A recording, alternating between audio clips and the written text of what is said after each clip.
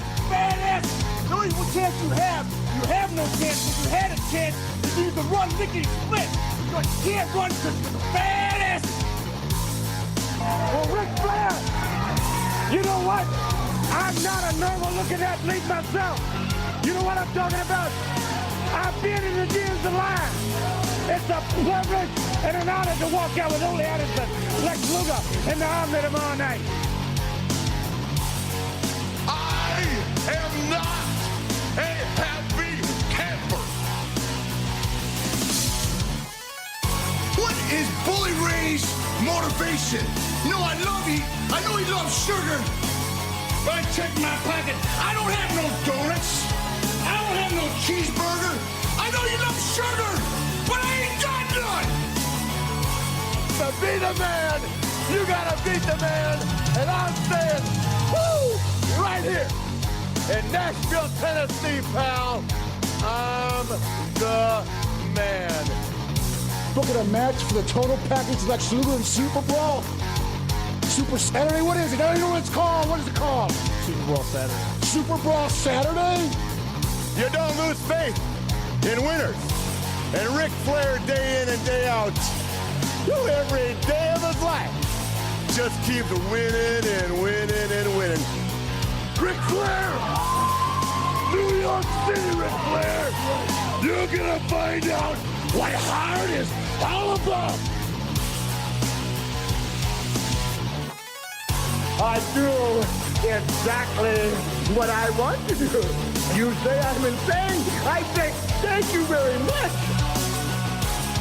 Make a good lucha thing. I hate God! Hit the deck! Yes! We love you, Scott Steiner!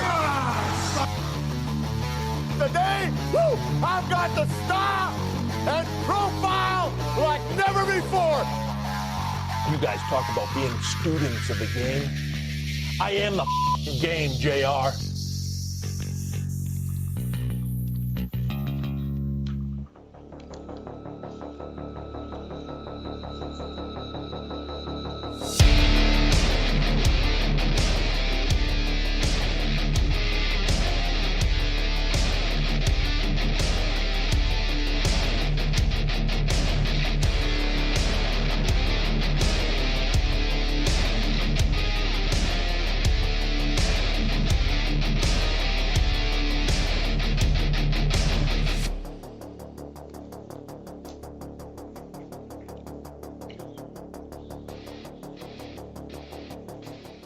Dude, this literally could be like any generic wrestling theme.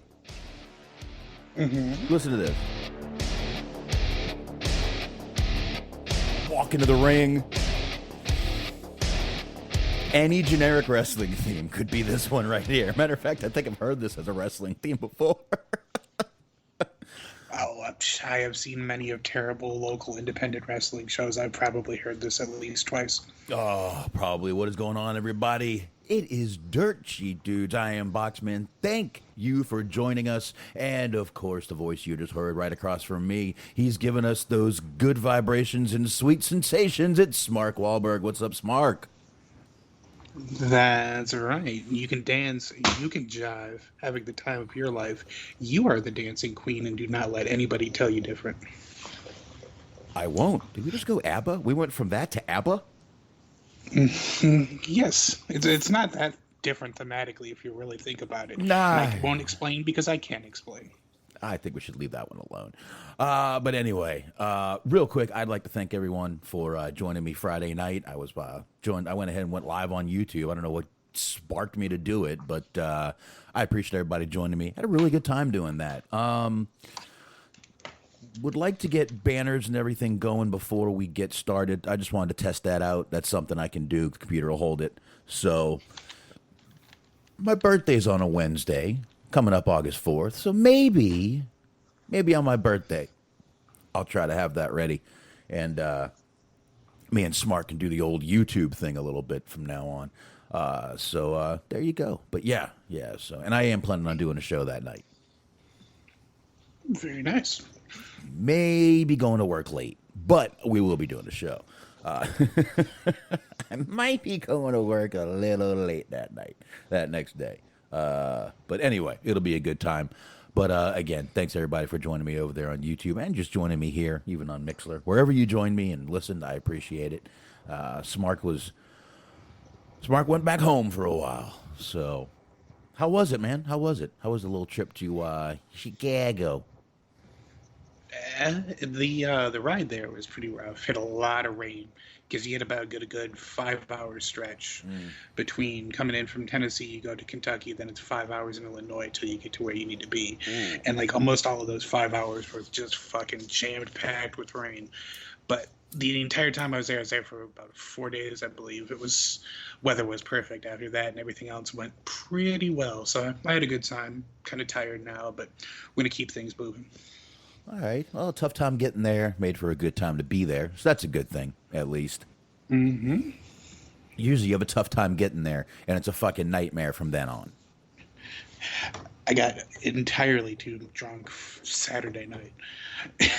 And I woke up Sunday afternoon to a tweet from Dirk forgiving me. And I was wondering what it was that I had asked for his forgiveness for, and what I had done. Oh. And I was like, oh boy, this is going to be the start of something, isn't it? And it was just me apologizing for not being there at a show on Sunday morning.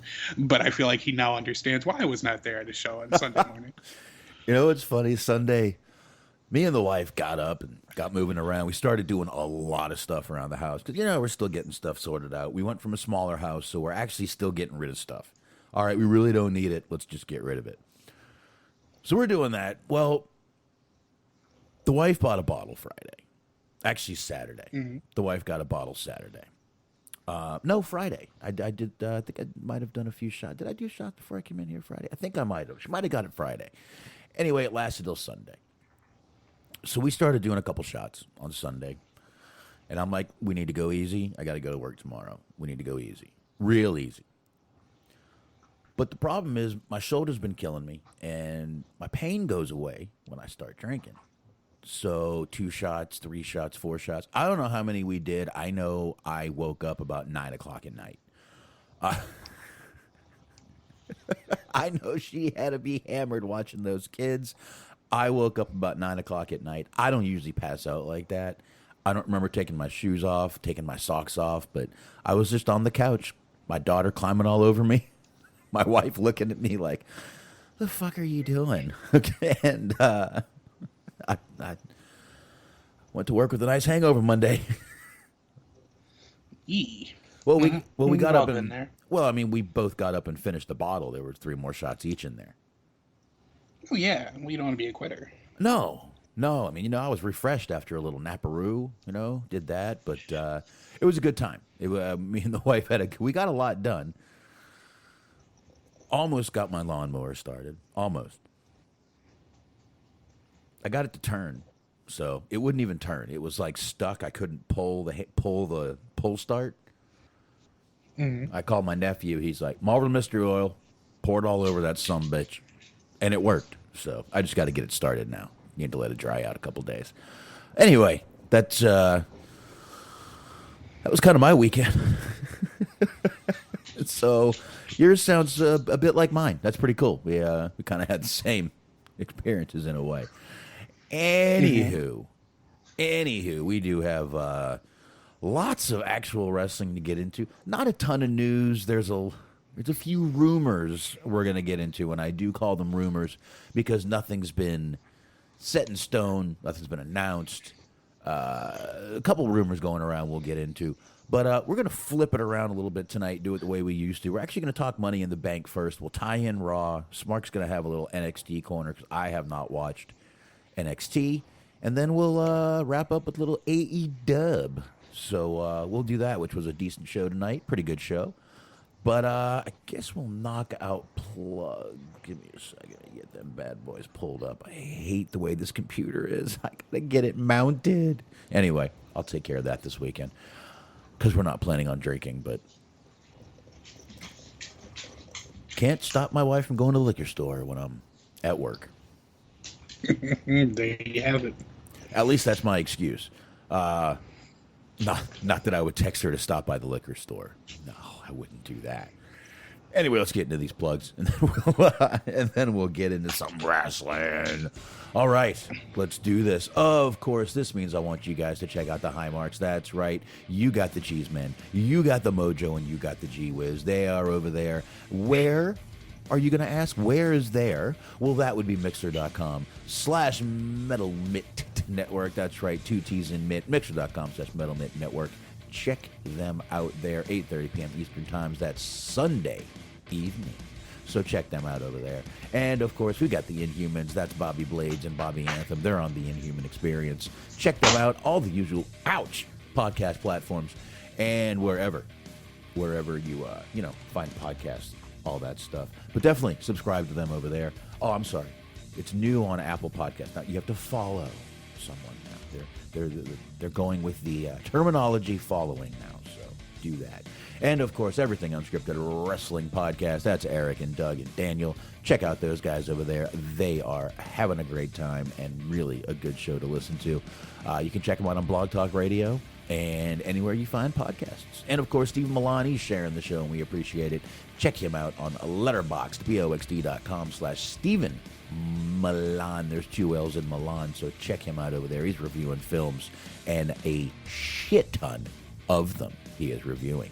So definitely do that. You guys know where to find us. You can find us on iHeart, Spreaker, Stitcher, Anchor, YouTube, obviously, Player FM, TuneIn. You know where to go. Smart. That's right. Mondays, 8:30 on the Metal Mid Podcast Network on the Mixler Machine. You got Cheese on sports. The Olympics are coming up, and you don't need any hoity-toity Olympics coverage. You don't need Al Michaels. You don't need Bob Costas. You need Cheese Man. You need G Wiz. You need Dirk. You need Luke. That's what you need. But you also need to check out 10:30 a.m. on the Metal Mid Podcast Network, on the Mixler Machine, the Mo Dirk City Machine Guns with Mojo and with Dirk. And last but never least, check out our friends at Planet Rack on Tour. It's the Planet Rack on Tour podcast with Bobby Anthem, Papa Dave, Sincere, and Yuck Nasty. All 60 episodes of Season 1 are available. Season 2, Episode 1 is out, so check it out. There you go. And, every time you mention the Mo Dirk City Machine Guns, for some reason, I just imagine Dirk sitting there doing the Batista entrance with the machine gun hands. I don't know why. I do, but I do. I can see that happen. He's probably sitting there like, I would do that. I would do that. I will say, just for whatever this is worth, back in the day when I was a wee lad growing up, we used to put up like curtains, not really curtains, but they were just like large blankets that were used to help keep the air conditioner, like to keep the air from the air conditioner in that particular room, keep things cool. Right. So to get to one room to the other room, you would have to come through these curtains.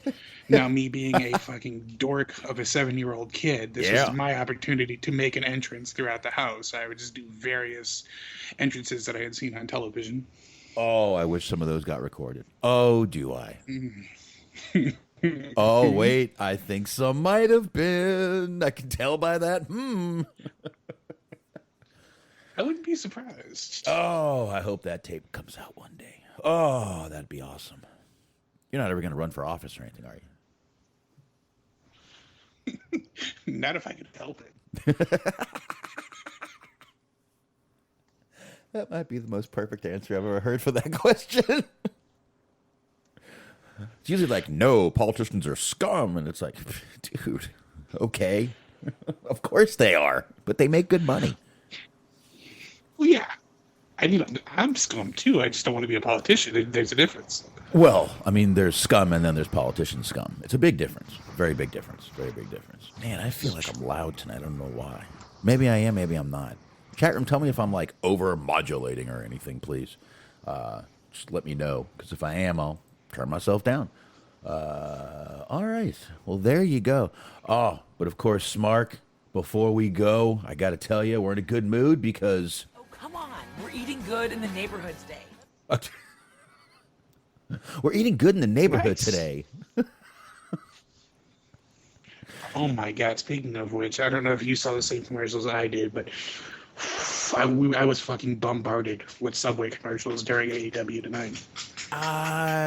truthfully, I had a pretty, again, my shit was locking up pretty bad. And you know what's weird? Friday night, I watched SmackDown, sailed through it, one lockup the whole night.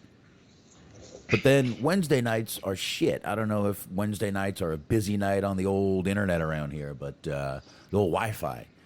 But I'm going to have to get a booster for out there, and I'm going to connect to the booster. So wife already, I think she ordered it, so I need to do that to boost up the Wi-Fi a little bit out here. But otherwise, I mean, the internet's not bad, thank God. I mean, if I managed to do Mixler and YouTube, so, and show pictures. And of course, the only thing that got me a little copyright on that, which wasn't a big deal, was the intro. I can't play the intro. I'm assuming it's all the wrestling voices I use on there. All the promos. So at some point, we're gonna have to go through and just like reenact all these famous quotes. I could do that, but I won't. I just won't play it when we do YouTube shows. I will edit in later. So, no big deal. No big deal at all. We're usually going to go through Mixler anyway, so I can just throw it in there before we pop up the show. Anyway, I guess we do need to probably get into some wrestling. We've been talking about 15 minutes here, not mentioned much at all, except that there is a bunch of rumors going around. Again, they are rumors, but we're going to get into some Money in the Bank first. Man. Great fucking pay-per-view. I really thought it was great. I got not one complaint about one match on this show. You? No, I was going to say this has actually been the weekend, or so I'm told, for great pay-per-views, because I was told that they had Slammiversary, and that actually went off without a hitch, and from what I was hearing, it was pretty good. I'm actually going to try to watch it this week, but I haven't gotten around to that yet. Do your best. I will. I will put my I will give maximum effort that I'm willing to commit to trying to watch an Impact pay-per-view. Do your best, man. Give it a shot. Do whatever you can do. And again, we're going to kind of go through this. We'll tie in Raw with it, and I think we can pretty much get it done like that. Both the shows, kind of that old two birds with one stone. Mm-hmm. Such a violent little saying, isn't it? Well, yeah. I mean, who's out here just torturing these poor birds? It's the real question. I know, man. No, not right. Go ahead. I think I remember back in the day. I distinctly remember having a conversation with Tommy, talking about how much he hates hearing the birds chirp in the mornings. So he's the one killing two birds with one stone. Yes, some lad in Australia is walking around chucking stones at birds. Amazing what you can do with a slingshot, sir. Anyway, let's go ahead and roll on here just a little bit. I got to admit, I didn't see the opener, the pre-show match, but I do know that I was pretty shocked when I popped on Facebook and there's Jimmy and Jey Uso standing there with Roman Reigns with titles around their shoulders, and I'm kind of like, you're really not supposed to reward bad behavior. And, you know, Smark, your word is optics. Yes. The optics just look like you're rewarding bad behavior, is all I'm saying. Yes, indeed. The internet definitely loved this one. I was seeing quite a few people being like, well, is this really what we needed right now? Because you go from having the first father-son tag team to having, like, the first DUI brother tag team. No. I get it, and I was reading. Oh well, WWE's not going to punish. He's in this huge storyline. They can't punish him. First of all, yeah, the fuck you can. Nick Khan was supposed to be this guy that's not worried about taking the heat. Didn't care if anybody was in the middle of a storyline. He'll take care of business. It looks like he won't if someone steps up and tells him not to do it. I do love the reasoning of, well, yeah, but he's in a storyline, and you know how WWE is committed to preserving storylines. They never switch up anything. No, they would never just stop a storyline mid, just right in the middle of it, and do anything like that. Never. They would never switch it up. Never. I mean, there were many ways they could do this. They could have even had, Roman beat down Jimmy. Jimmy takes off some time. They could have had Jay and Jimmy get into a fight. Jimmy takes some time. It's just so many ways they could have done this. But no, they're like, fuck it. Let's just put the title on the guys. Let's just do it. We'll take the backlash. Maybe this is the heat that Nick Khan is willing to take. Maybe this is it. Not when it comes to, I don't want to say punishing people, but holding people accountable. How's that? Is that better? Yeah, I get what you're going for. All right. First word was a little harsh, I would say. Punishing is a little harsh. You don't punish an adult, but you do hold them accountable for their mistakes, unless they pay for it, Smark. I know. Fucking A. Yeah, we've been doing the show for too long. You guessed it verbatim what I was going to say. I know. Some people pay for that shit, and they're allowed. I'm fine with that. Consensual punishing is okay. Mm-hmm. But yeah, I'm not going to spend a ton of time here. But Smark, what did you think when? I don't know if you saw this match or you tuned in after, or when you watched this pay-per-view. But yeah, I didn't really see too much of the pre-show. I try my best to avoid pre-shows when possible. Okay, all right. So, but I'm sure you were, flipping around on Facebook and were like, "Oh, look at these two guys." Anyway. Well, like I said, I did sort of know that it had happened when I had seen everybody complaining about it on Facebook. So, I mean, they went viral in a sense. That's what they love doing. Yeah, and listen, I'm not going to say this upsets me. I'm not pissed off over it. But, again, you hold adults accountable for their mistakes.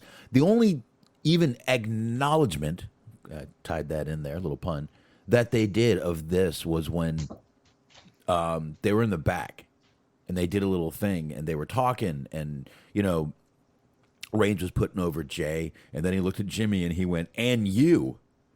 And you could hear snickering in the background. And it was like, are they going to, nope.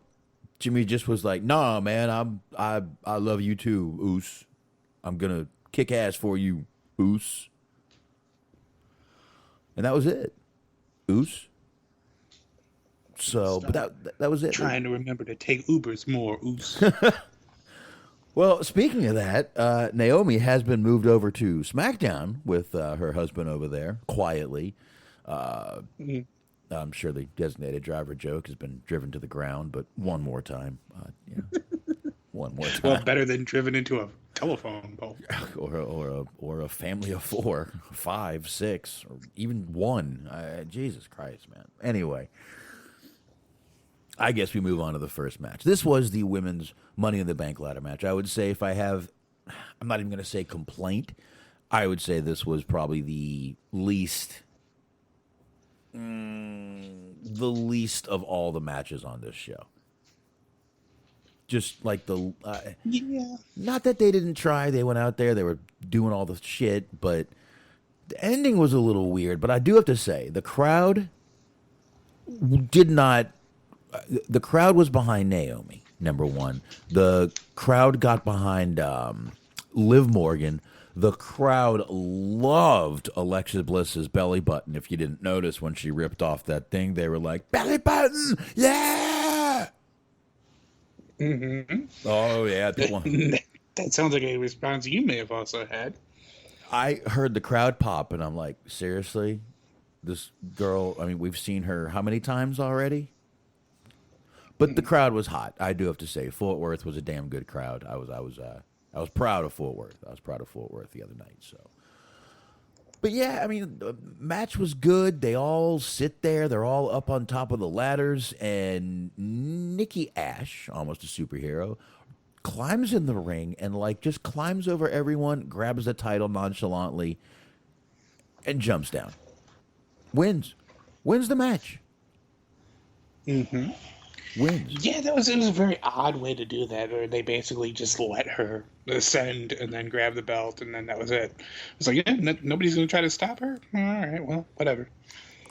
She's climbing over you. All you got to do is fall. Just fall. Just fall back. Oh, it might hurt. Okay, you do that. That's your job too. Your job is it might hurt. Okay. Nobody that was on either of the adjacent ladders tried to like push her off the ladder or push the ladder down. They all just kind of just sat there and watched her do it. She scurried up there like a spider, grabbed that shit, and that was it, man. That was it. It was just again, not a bad match, a good match. I'm trying not to spend a ton of time on Money in the Bank. We're so removed at this point that it doesn't. Y'all have heard most of this, but I did think it was just a strange way, like you just said, to end that match. But man, the crowd was behind almost any of these girls except Tamina and Nia winning.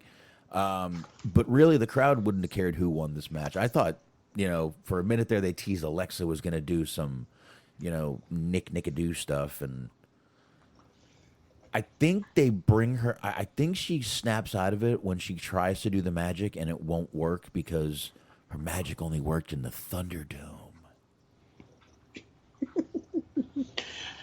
That's an interesting way to think about it. I mean, I guess she did have a little bit of magic on Raw Monday, I guess. There's some sort of invisible force field that old fucking Eva Marie tripped over. But I do like the idea that her powers only work in just a very niche environment. Well, I mean, she did hypnotize. Like she's sort of the Aquaman of wrestling. Oh, there you go. Oh, good one. Just, talk to those fishies. She did hypnotize Zelina Vega. So there was that. So she did some. I mean, that's. People don't really think that's magic. I don't consider that magic. It's a talent to be able to do that to people, but I don't know. I don't know. I would very much like to be able to hypnotize Zelina Vega for just sort of various, highly ethical reasons. Well, just to tell her how beautiful she is. But Nikki Ash not only won the Money in the Bank, but we did find out again. I'm going to tie Raw into this. We did find out she did. This is going to have us jumping ahead a little bit, so we're going to jump ahead. Charlotte did win the title from Rhea on this pay-per-view. I don't want to talk about it, to be honest with you. But Monday I was happy. The inevitable happened. That was it. I knew it. And actually, if you listen to my predictions on Friday, I went back and changed my mind on that match because I knew at least that title was going to change. Because none of the others I didn't think were. I was shocked at the SmackDown tag titles. But Nikki did go in and beat Charlotte on Monday with the help of Rhea to win the championship. So already cashed in. But as far as the Rhea Charlotte, I just knew. Again, I felt like they were punishing Rhea Ripley because she wasn't Charlotte. And that it just seemed shitty to me. They just have to have Charlotte. Now, remember, how many is she on now? 14 time? Mm-hmm. Okay. She's going to surpass her dad so quick because what they're going to do is keep hot potato in this title until she's tied with him. Yes. Yeah. Well, they'll stop at like 16 or whatever, just so that they can build up a little bit of anticipation and drama until the inevitable one that they ends up breaking it. Oh yeah, then she'll get that. She'll break that streak, and then Flair will be out there crying, and we know how this is going. So anyway, that was that match. And that was that little segment right there on Raw. Again, I just figured we tie in Raw. There's no reason to spend too much time on both shows, especially when we got to get into AEW and some news tonight. There you go. So we had after that was a Raw Tag Team Championship match. It was AJ Styles and Omos taking on the Viking Raiders. I believe I stuck with AJ and Omos. These guys have been great. Almost... The fact that they're kind of forcing these guys to be heel is a little shitty because the whole shtick they're doing is so babyface with the odd pairing. But I don't know. I liked this match. Really, these guys had a great fucking match. Once again, Omos, I know he should be doing a little more, but the guy's impressing me for how little and how, the short length of time he's been in. So, right.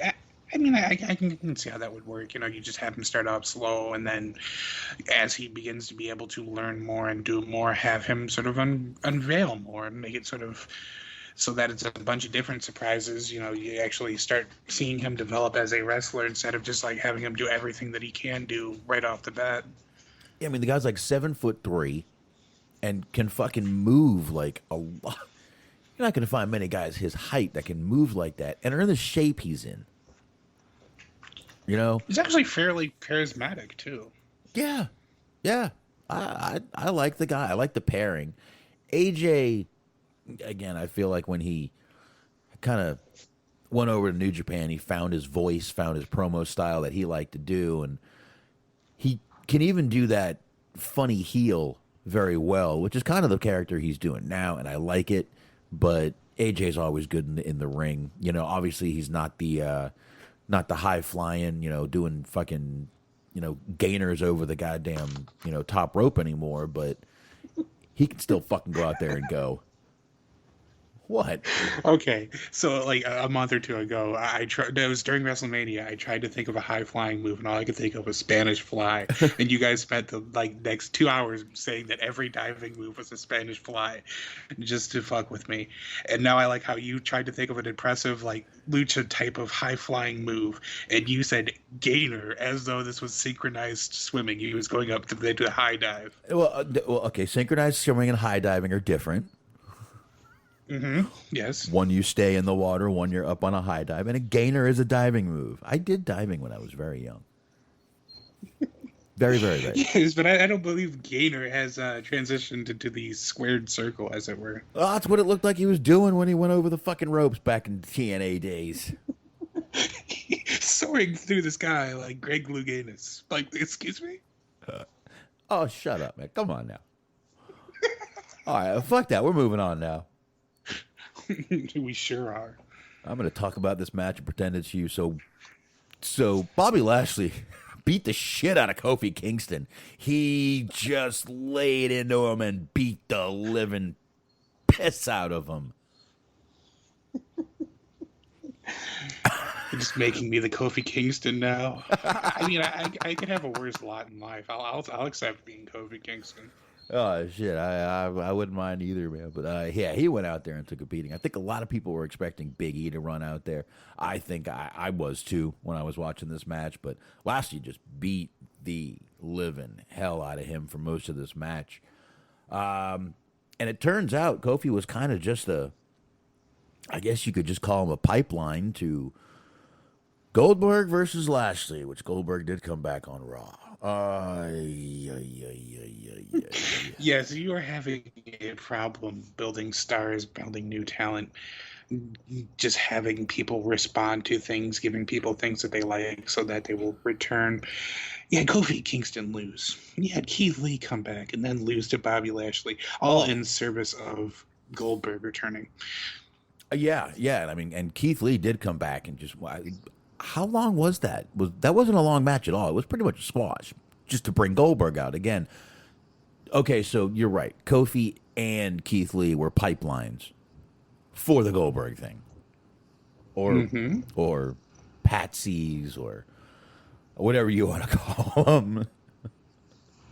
Which, yeah, it's gonna be fun. I mean, he came back and delivered a promo I'll never forget because he came out and he said, "You're next," and then he snorted and walked away, as he so often does.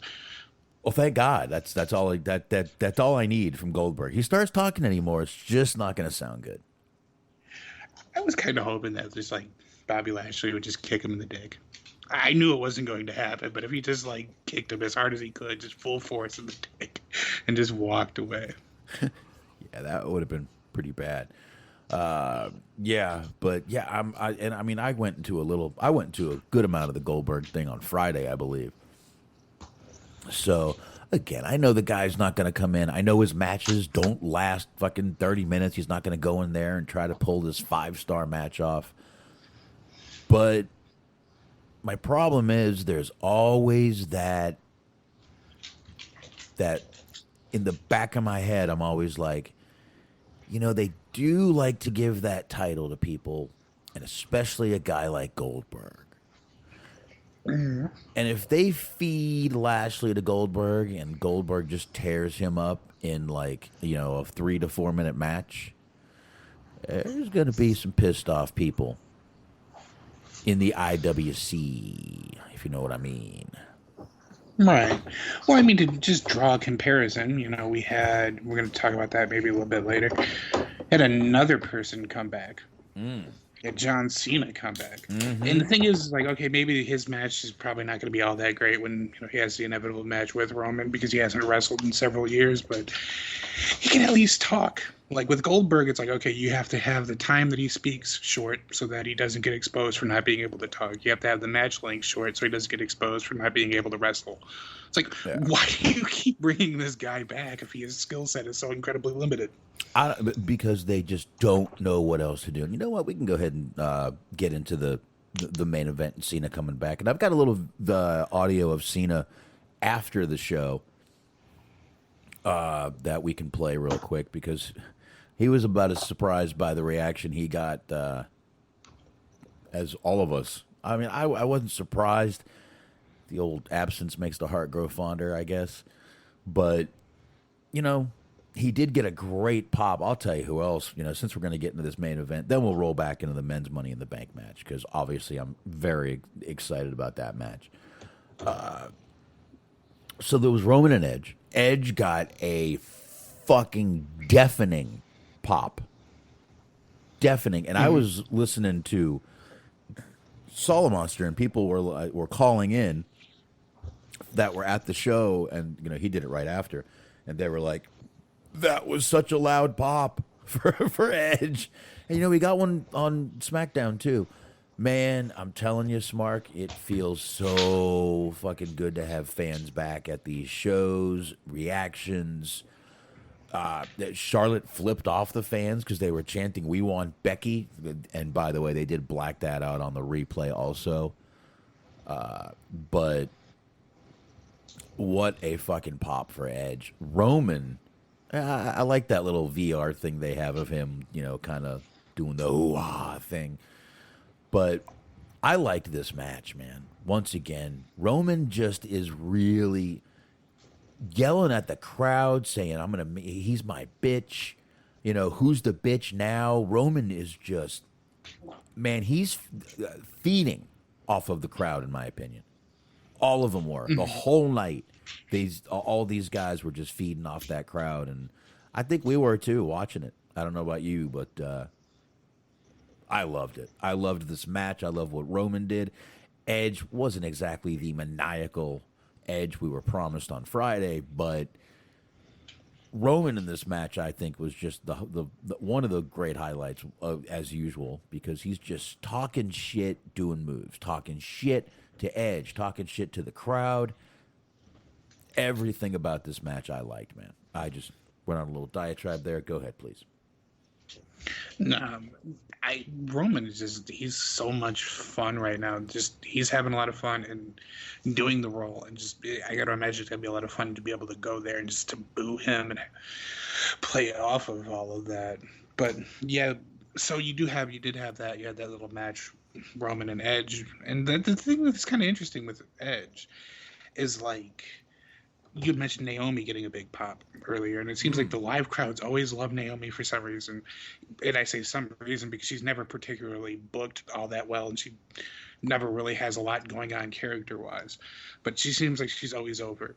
With Edge, like, everybody seems to really like Edge, but then when Edge is put in storylines where he's, like, the focus, he's getting, like, the main event time, the ratings never translate well for whatever odd reason. So it's just, like, a weird disconnect between both of them. Yeah. Yeah, it is. And I mean, obviously, Roman has been. Well, meanwhile, SmackDown did great fucking ratings on Friday night with these guys. But, Roman just right now, it's so funny. We were begging for this Roman. And, I really thought the crowd was going to cheer him. Now, you can say they weren't cheering him, but they did the let's go Roman, let's go Edge. And there was a pitch difference in the let's go Roman, let's go Edge. You know what I mean? Most, the little deeper on the Roman side, but I don't know. not that they may not be cheering him, but I'll tell you, a couple of times you looked in that crowd and they were sitting on their hands and there was sound coming in. You could see every now and then they were piping in a few things there still, and they're not going to stop. Don't even try. Leave it. Just not even worth bitching about, to be honest with you. They found a new little toy and they like playing with it, I guess. So let them play. Let them play. But really good match, of course, with the help of Seth Rollins. Roman did win this match, and Rollins cut a really an odd promo backstage, but I'm just loving this Rollins character. I'll tell you the truth, the character's a little all over the place, but I think that's what I like about it. That's definitely what I like about it. It's just like there's so many different like factors at play. He just every so often just drifts into like the crazy 80s coked up wrestler promo. And he's of course wearing like these elaborate suits. So there's just like little, you can spot little influences here and there, just like a pastiche of just different character development angles and roles and things that he's been doing. It's been fun. I've been digging it too.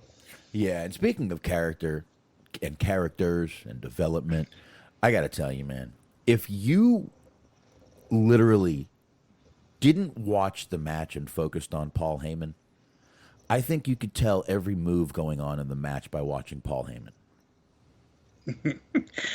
That would actually be an interesting little compilation that somebody could put together of just like Heyman reacts. Dude, it's so beautiful watching him. You get some of the managers, they don't do much, they don't really blah, blah, blah. But, man, that guy knows what he's doing. He's out there. I mean, not that he shouldn't. And I know I've said this probably a bazillion times, and I apologize. But watching Heyman, just watch him. Watch him for a while. Everything... When Roman does a good move, you see him go. And when Edge is there, he's like, oh no. And you can definitely tell when it's a near fall, which there were some good near falls in this fucking match, dude. But just love watching Heyman. Absolutely like watching Heyman, man. Absolutely do. Mm-hmm. But really, really loved this fucking match. And yep, after the match, Roman grabs the mic and he says, now everyone can acknowledge me. And Cena's music hits, and holy hell, the crowd went wild. Mm-hmm. Again, absence makes the heart grow fonder, I guess. And I said this Friday, look, y'all have hated this guy for a fucking decade. For a decade, y'all hated this guy. I want Cena gone. We don't need him anymore. He's done. He shouldn't be coming back all this time. Shouldn't be coming back and taking spots from somebody. And then he comes back and y'all are like, fuck yeah, we missed him so much. That is definitely, we have talked about the idea that WWE like builds up Stockholm syndrome in the hearts of people that watch their product.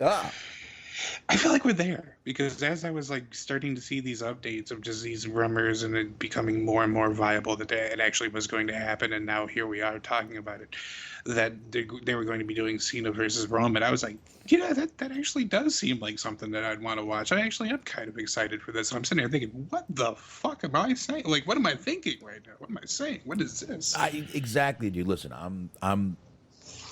I think they're going back to that usual well. Which they do, which they always do, the Cena well. But I mean, and Smart, before we get out of this segment, I want you to run, if you don't mind, running down that list that you sent over here. But Cena is definitely coming back for a while. Smart will let you know that in a few minutes. And it was just so weird to hear the crowd, and we weren't the only ones excited. Did you catch this video, Smart? I did not.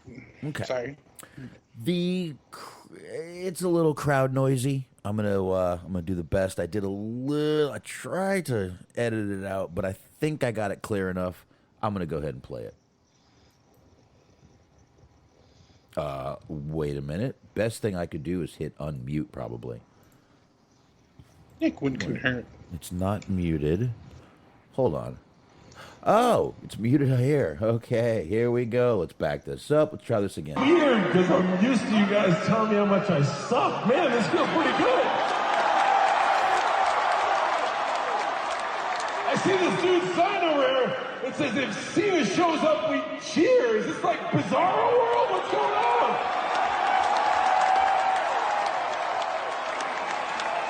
Tonight, I just wanted to come out here and let Roman Reigns know that I was back, and I certainly wanted to come out here to let all of you know that I'm back.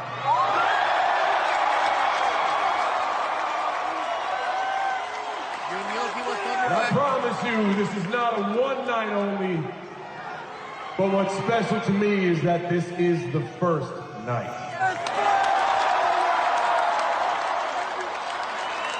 As always, I want to thank all the WWE superstars for putting their lives and their bodies on the line to entertain all of you, but most importantly,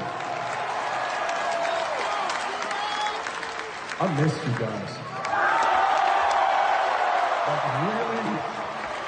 I really missed you guys. So as much as I'm thankful and grateful for them, man, I love you guys, and I really missed you. And thank you so much for being here tonight and making this moment special to me and special to everybody in here. Thank you so much. Have one hell of a night.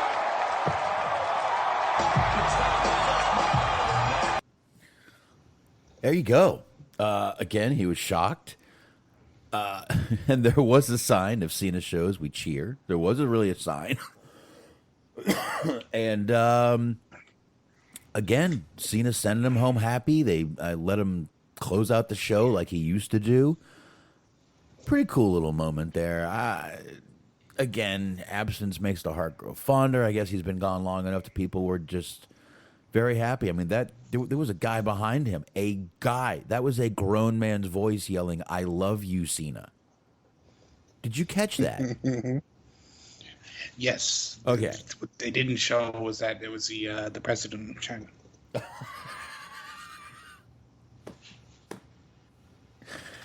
Now, will he get in trouble if he acknowledges the fans as a universe? Well, the WWE universe? I don't think so. I mean, WWE ain't gonna fucking put this guy down for shit. This guy could come out there, literally take a fucking drop a deuce in the ring, and they'd be like, "Great match." It's the way to do it, kid. Good shit, pal. It's the way to do it, kid. Someone get a bucket. And a mop. Grab that bucket. Hold it. We can sell that. Bag it up right now. 100 bags of Cena's poop. Cena soil. You know what? Make it 50 bags. Bigger. Yeah. All right. That's right. Profit margin. Limited time only. Ha ha. I could see them selling Cena soil on shopzone.com. That was a very disturbing conversation. But anyway, great match. There was just a lot of C and F sounds. I was just glad I could get through all of that. Great match. I think Edge and Roman put on about. I mean, listen, when Edge came back at the, and had the match with Randy, we were all like, not so sure Edge has it. Edge still has it. Most definitely. Most definitely still has it. So, good shit right there. And like I said, there were some great, false finishes in this match. And at one point, if old Charles Robinson didn't hurt his knee, Edge could have won. Mm-hmm. Edge could have won. But, again, the Cena well, they go to it a lot, Smark. But, I mean, what are we going to do? We can sit here and bitch about it. The crowd loved it. So, isn't that really what the show is about? I mean, it's not really about us. It's about the fans and the crowd. Oh, wait, it is about us, isn't it? Hold on. The show's not about us. It's about people who would actually like the show. Boy, what a contradiction. Almost like I meant to do that. Yeah, all right. But I think we've got into that enough. Now, I want to get into this match as our last match we're going to get into, obviously. The men's Money in the Bank ladder match. Fucking awesome match. Awesome match. These guys fucking beat the holy hell out of each other. And my man Big E pulls this shit out.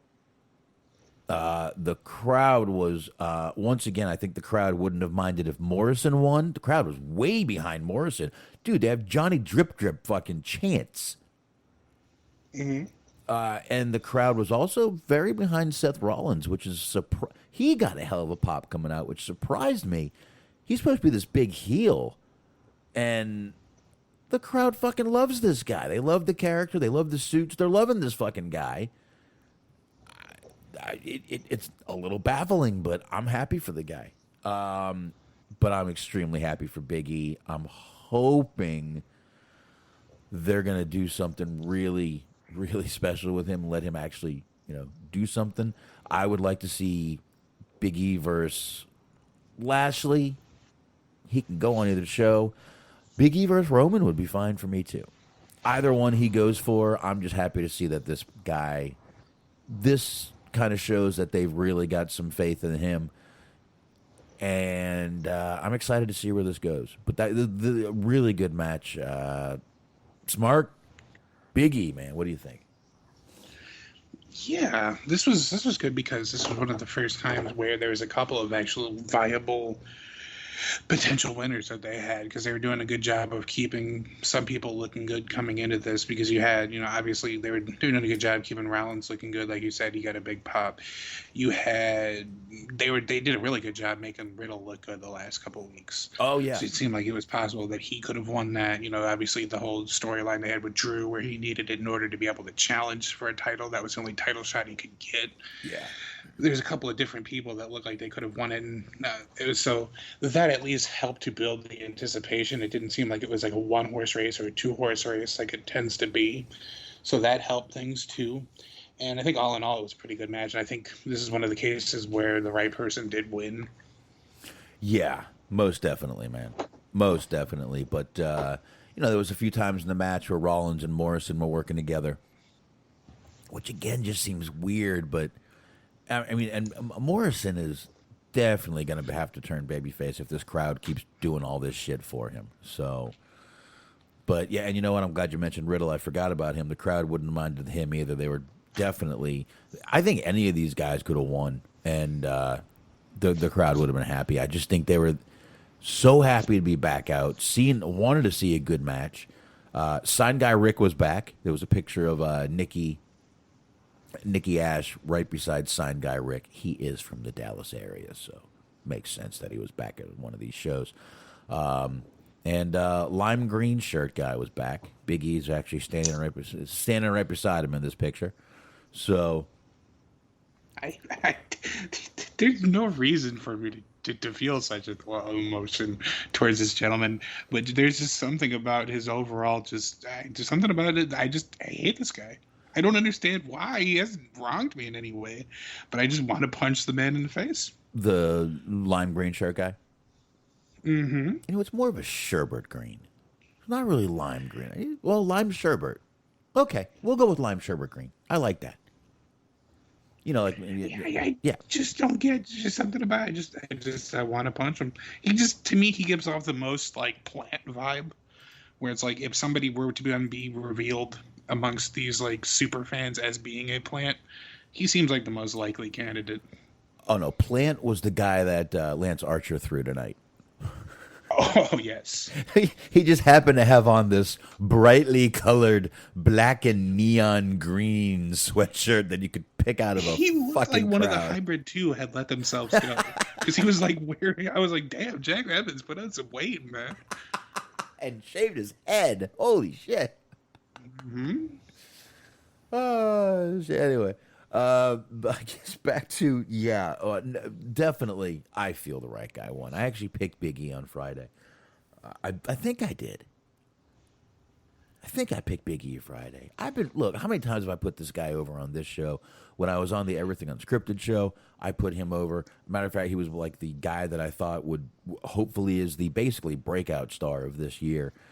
And I'm still hopeful, man. We still got 6 months left in, and it looks like they're going that way. So I'm hoping. I'd like to see Big E with that goddamn, either title over his shoulder very soon in the near future. He does have a year to hold that title, but I'd like to see it in the near future. That's what I. I don't care who he cashes in on. I don't care. I do not care. Anywho, again, really fucking good pay-per-view, man, in my opinion. Awesome pay-per-view. So, and like you said before, it helps that the crowd was into it, and this crowd was definitely being very generous with who it was. The amount of times that they cheered everybody that they were cheering for. Oh, the crowd was just happy to be out here. I mean, it's Texas, not like we've been locked down for a while, but still, crowd was just happy to be back at a show, and like I said, I don't have really one complaint about any match on this show. Not one.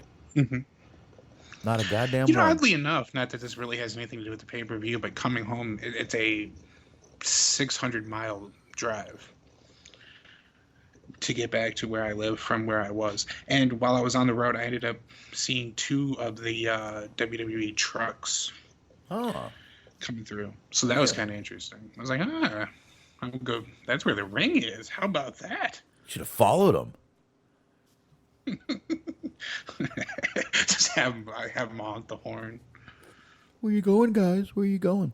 All right, before we do this, Mark, I actually forgot to do this while we were talking about Cena, but I guess we'll just keep it going right here before we do that.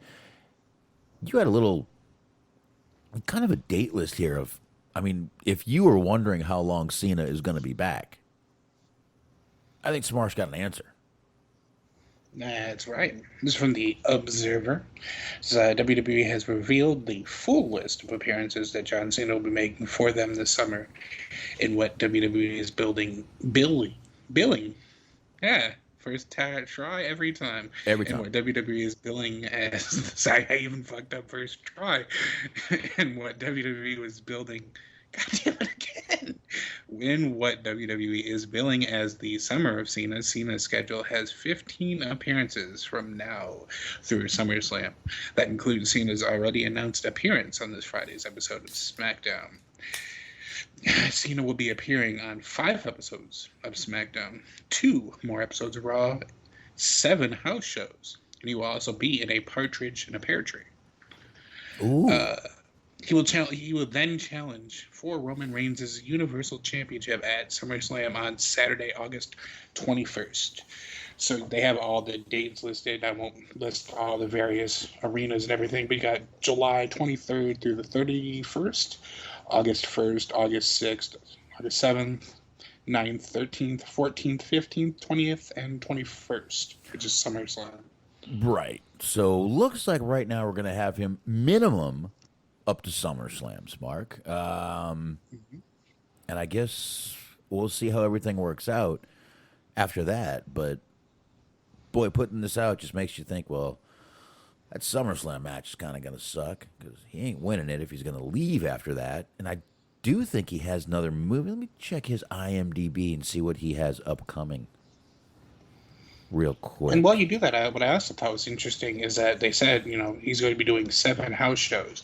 Now, in all likelihood, he probably won't be wrestling at all 7 or maybe even any of those 7 unless he needs like a tune-up match. But just the idea that he's going to take the time out of his day to actually show up to that is pretty impressive. I think it's cool for the people. That nice little bonus if you go to any of the house shows. Yeah, now, here's what I got here. He's got 2 movies already completed, The Suicide Squad and something called Vacation Friends coming out this year. He's got 1 movie coming out in 2022. Actually, let's be honest, he has 3 movies coming out in 2022. Oh, no, I'm sorry. 2 movies and a TV series coming out in 2022. 1 movie called Snafu is in post-production. He's filming a TV show, though, called Peacemaker. Is that an old show? Oh, I forget. Sounds like it'd be the name of a reboot of something. I think it might be a reboot of a show, but I'm not 100% sure. I think it might be. I think it might be, but Cena is in there as the Peacemaker on that show. So The titular Peacemaker. I thought this was some sort of Wyatt Earp story, though, but I could be wrong. And he's got another movie in He has 2 movies in pre-production, which means he is going to be filming a couple of movies. One is called Argyle, 2022, and The Jansen Directive, which there is no date for. So he is going to be obviously filming at least 2 more movies, and that's just according to IMDb. Who knows what he's got, working on and contracted that IMDb doesn't have a shot at yet. So. Right. And what's funny is we actually talked about Vacation Friends on this here program. I think we did. Basically all I can remember from it was that it seemed like he was cast as being like the lame out of touch white guy, and then some sort of like family comedy. That's what it seemed like it was going to be. Yeah. Yeah, and by the way, speaking of wrestlers and movies, if you're looking for that Money Plane, I believe it is on with Edge. I believe it's on Hulu. That sounds like that would actually be sort of like a good movie if you want to watch a bad movie. Okay, that sounds right. I'm just like, exactly what you're going to be getting. You're not going to be getting Citizen Kane. There's not going to be a lot of complex dialogue or any sort of real shocks, twists, or turns. It's just going to be one of those where it's just like, the acting is kind of cheesy. It's like kind of corny, but just entertaining somehow. Yeah, I guess so. Maybe I'll check it out. I usually say that, and then I don't have time, and then it expires, and I'm like, I should have watched that. Then I get it and I watch it. But anyway, we mentioned pretty much everything on Raw except one thing. Karrion Kross. Boy, did social media lose their goddamn minds Monday night. Good God. Mm-hmm. Monday night and Tuesday was not a good day either. Karrion Kross debuted sans Scarlett with a very little reaction from the crowd. I think they were like, "Where's Charlotte? Or where's Charlotte? Where's Scarlett? Where'd she go? What would they do? What did they do here?" Man, I saw people, and he comes out, decent entrance. Now, we've talked before how great that entrance would get over with her in front of a crowd. I think we'll eventually see it. I think they're going to wake up and be like, wow, we need to give him Scarlett back badly. Goes out and loses to Jeff Hardy. Mm-hmm. Mind you, this is the first singles match that he's lost. And that's when they decide they're going to do it. They decided that this 46-year-old man who comes out painted up like a juggalo is the guy who's going to beat somebody that they've have not had lose a singles match in 2 years. So there you go. There is that. I'm kind of with you. I think at some point they're going to realize their mistake. I don't understand why they're trying to turn this poor man into Mark Marrow. I just don't get it. But at the same time, because Scarlett is not just a regular, she's not just there as eye candy. She actually does add to the act. But at the same time, what are you going to do with her if you decide that you make her a singles competitor? There's already a bunch of you've got Carmella doing the thing where she's her whole gimmick is how attractive she is. You have Eva Marie, and that's kind of her whole gimmick. There's redundancy, I guess, is basically, that was a word that kept coming up when Nick Khan was firing people. That's a big difference in names there. But when Nick Khan was firing people, but it's who? So what do you do with her? Where I feel like she's pretty charismatic. She's a decent wrestler, but she's got good charisma to her. But you already have people on both shows doing a version of her gimmick. Yeah. Now, I don't know, and Sasha Baron Corbin is in here saying that Scarlett wasn't with him on Tuesday night either. So I don't know what's going on. Maybe she decided she wants to wrestle instead of be a manager. If that's the case, Good luck to Karrion Kross. I mean that. Oh yes, well one of them is definitely going to get pushed over the other one, and this would make poor Karrion Kross the Tucker of the group, Pretty much, yeah. which would make Scarlett the Otis of the group, which is a weird parallel to draw, but I like it. It's not as weird as you would think. She's actually from Chicago, so she has the Midwestern accent going for her. Ah, good. There you go. Yeah. Mm-hmm. Yeah. Okay. Yeah. All right. But man, just the internet, the fucking social media lost their goddamn mind. Oh, they buried him already. Okay, come on, look. Was it a horrible way to debut this guy? Yes. They treat him like a monster in NXT, and then he comes out here, and Jeff Hardy gets the best of him. They can continue this storyline, number one, if they want to. Jeff Hardy's not a bad first feud, in my opinion. Not bad at all. We know Jeff Hardy will, do the right thing when it comes down to it and do the job at the pay-per-view once it happens, if it happens. But definitely an awful way, horrendous way to debut a guy like that. And then just to have him come out and lose. I saw the stories today. Oh, Fightful says it was a shot from Vince directly at NXT. Oh, why? Because they're not beating AEW in the ratings? These darn rookies can't do jack shit. Is that what Vince is saying? You think so? I don't think so. I think that's a bullshit article. But what do you think, Smart? Yeah, I think the time for punishment because of NXT not living up to what they had hoped for ratings-wise is over with.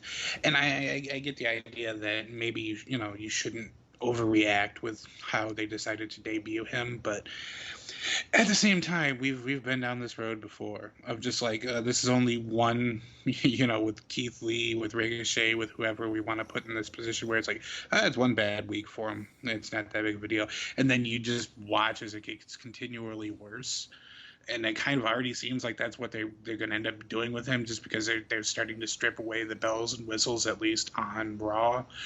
So I'm not going to get up in arms about it because I'm not sitting here. I'm not a member of his fan club. I'm not editing his Wikipedia page on the by the hour, but I do feel bad for the guy because this does seem like this is the start of a long and winding road that's going to lead him to AEW. It's this goes back to that Adam Cole promo when he was saying how you go, they gave you everything. They gave you the girl, the entrance, the lights, and all they got to do for me is ring the bell, and I show them what I have. It's almost like he decided that that was a script, almost like that was completely scripted, and they actually had a plan for that, because now he's coming out without the girl, without the entrance, without the smoke, without all that shit.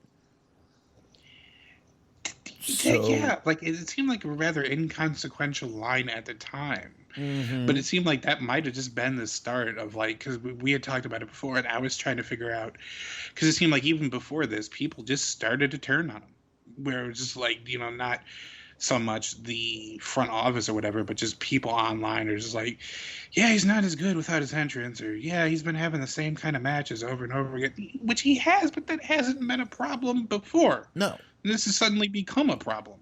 I know not everybody has followed him everywhere he's gone, but he's kind of been the same thing consistently, just from Lucha Underground to Impact to where he is now. And it's never been a problem before. It's suddenly just become a problem, seemingly out of the blue. Yeah. Dirk said he looks like he fell and prayed. A little bit, and then I heard he came out and beat the shit out of whoever. I forgot who he had a match with on Tuesday. I heard he came out and won. Everyone's like, see, it didn't do anything. Well, he didn't have a match Tuesday. Okay. because it was the whole sort of crux of the show was Joe comes out and Joe's mad and Joe's going to beat his ass. And then William Regal says that, yeah, you can't be doing this. I brought you on. You have to be provoked. And Joe says he was provoked. And Regal kind of tries not to point out the fact that he's had a week to calm down. So it's not really a provocation. But the whole show is built on Joe waiting for Cross to get there, waiting for Cross to get there, waiting for Cross to get there. So it ends at the main event, or the closing segment, is Cross gets there. Joe calls Cross out. Cross is backstage. He does a number. They don't show it, but they show the culmination of the suspected number that he did on William Regal. Because he's like standing over Regal. They're outside in the parking lot, and Regal's just like laying there, and he looks like he's worse for wear. He's all beaten up and whatnot. And Cross has the belt, and he says that having the belt allows him to do whatever the hell he wants. So he holds the belt up and gets back in his car and drives away. It was a pretty cool visual too, because you have Cross standing over Regal. It's apparently raining in Full Sail or Florida or wherever the hell they're having. The Capitol Wrestling Center is what I was looking for. Mm-hmm. So they have him standing over Regal, holding the belt up, and there's like lightning flashing behind him. So like it actually did look like a pretty cool visual. Wow. Nice, man. And by the way, just to throw some news in there, speaking of Samoa Joe, 2 hours ago there was some breaking news. That's right, breaking. Samoa Joe has been cleared to compete at NXT TakeOver. The July 27th, 2021 edition of WWE NXT was taped at the Capitol Wrestling Center. And during the taping, it was announced that Samoa Joe will be returned to the ring as Karrion Kross's opponent. So, NXT TakeOver 36. There we go. And Joe, I guess on NXT Smart, he did resign from his management role. I don't think there's ever really a formal announcement made towards that, because the whole show was just built on him waiting to get there and waiting for an attack Cross or have the showdown with Cross. So there was never really anything that indicated on this show. But I believe there was a couple. I believe they taped a couple. So that might be next week's show or whatever. Correct. It could be. So Joe did resign in a little segment with William Regal. So there you go. Looks like he is going to be back in the ring, which that's what he wanted. Man, Triple H, this might be why Vince is pissed. I fire him and you take him back, you son of a bitch. What was actually kind of cool is that they had a conversation between Regal and Joe where they said that, and this is if they decide that they just want to not use him on Raw again because of what happened, this is a good way of like sort of retconning this, is that Cross took it of his own accord to show up to Raw. Joe and Regal both said that they didn't know that he was going to be showing up on Raw. He just like went rogue. So if they decide that that just didn't go well and they want to try again later down the line, they could just be like, yeah, he showed up without anybody's permission. So that's what happened. Yeah, there you go. Hey, look, there he is. But all right, what else you got on NXT, Smart? I know I didn't watch, but I know you did. So why don't you go ahead with that? Since we're done with everything else, go ahead. Well, I will spare you. This is you're going to be really sad that you missed the show when you find out that the opening match was Bobby Fish and Kushida versus the Diamond Mine, your favorite group. They Fish and Kushida. I don't know why I can't say Kushida today. Fish and Kushida. The S's are too close together. They beat Strong and Rust. Tyler Rust ended up tapping out. So there it was. It was a decent match, but it's just what you're getting when you watch a Roderick Strong match. If you like it, you like it. If you don't, not gonna get surprised. So there was that. If I could recommend anything to go back and watch to anybody that didn't watch the show, Kyle O'Reilly versus Austin Theory was a damn good match. It was better than I thought it would be. You kind of had they're definitely doing the turn now where they're having Theory branch out, because you had him being more than just a typical kind of goober character that he is. You had, like, Kyle O'Reilly was kind of shortchanging him, not taking him seriously. And then you had Theory just kind of going back and forth of just, like, he would be in a submission. O'Reilly would have him in a submission, and he would still be talking shit to him. And, like, Theory was, like, refusing to tap out to certain moves and just kicking out at, kicking out at one and shit like that. Just basically just being a plucky babyface, a plucky, resilient babyface, which he was at the time of the match, a heel, and still kind of, I guess, is. But you're starting to see that turn, because after that, he ended up ultimately losing the match, but it was a really good match. I really enjoyed it.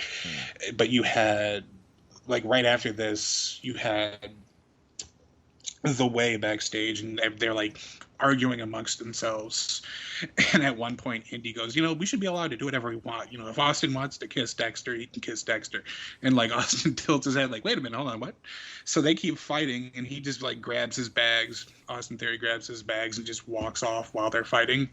So I guess that's sort of the swan song for him, is he just got tired of hearing them argue every week. And he's like, you know what? I have a personality now. I can strike out on my own. It'll be all right.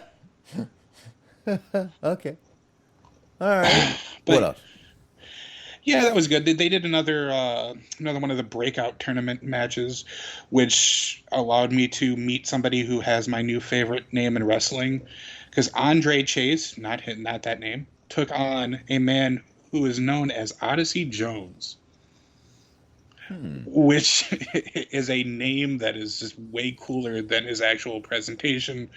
But still, that was interesting. Mr. Odyssey Jones won that match, of course. You had some more of the Cameron Grimes, LA Knight stuff. You had Cameron Grimes being the butler now.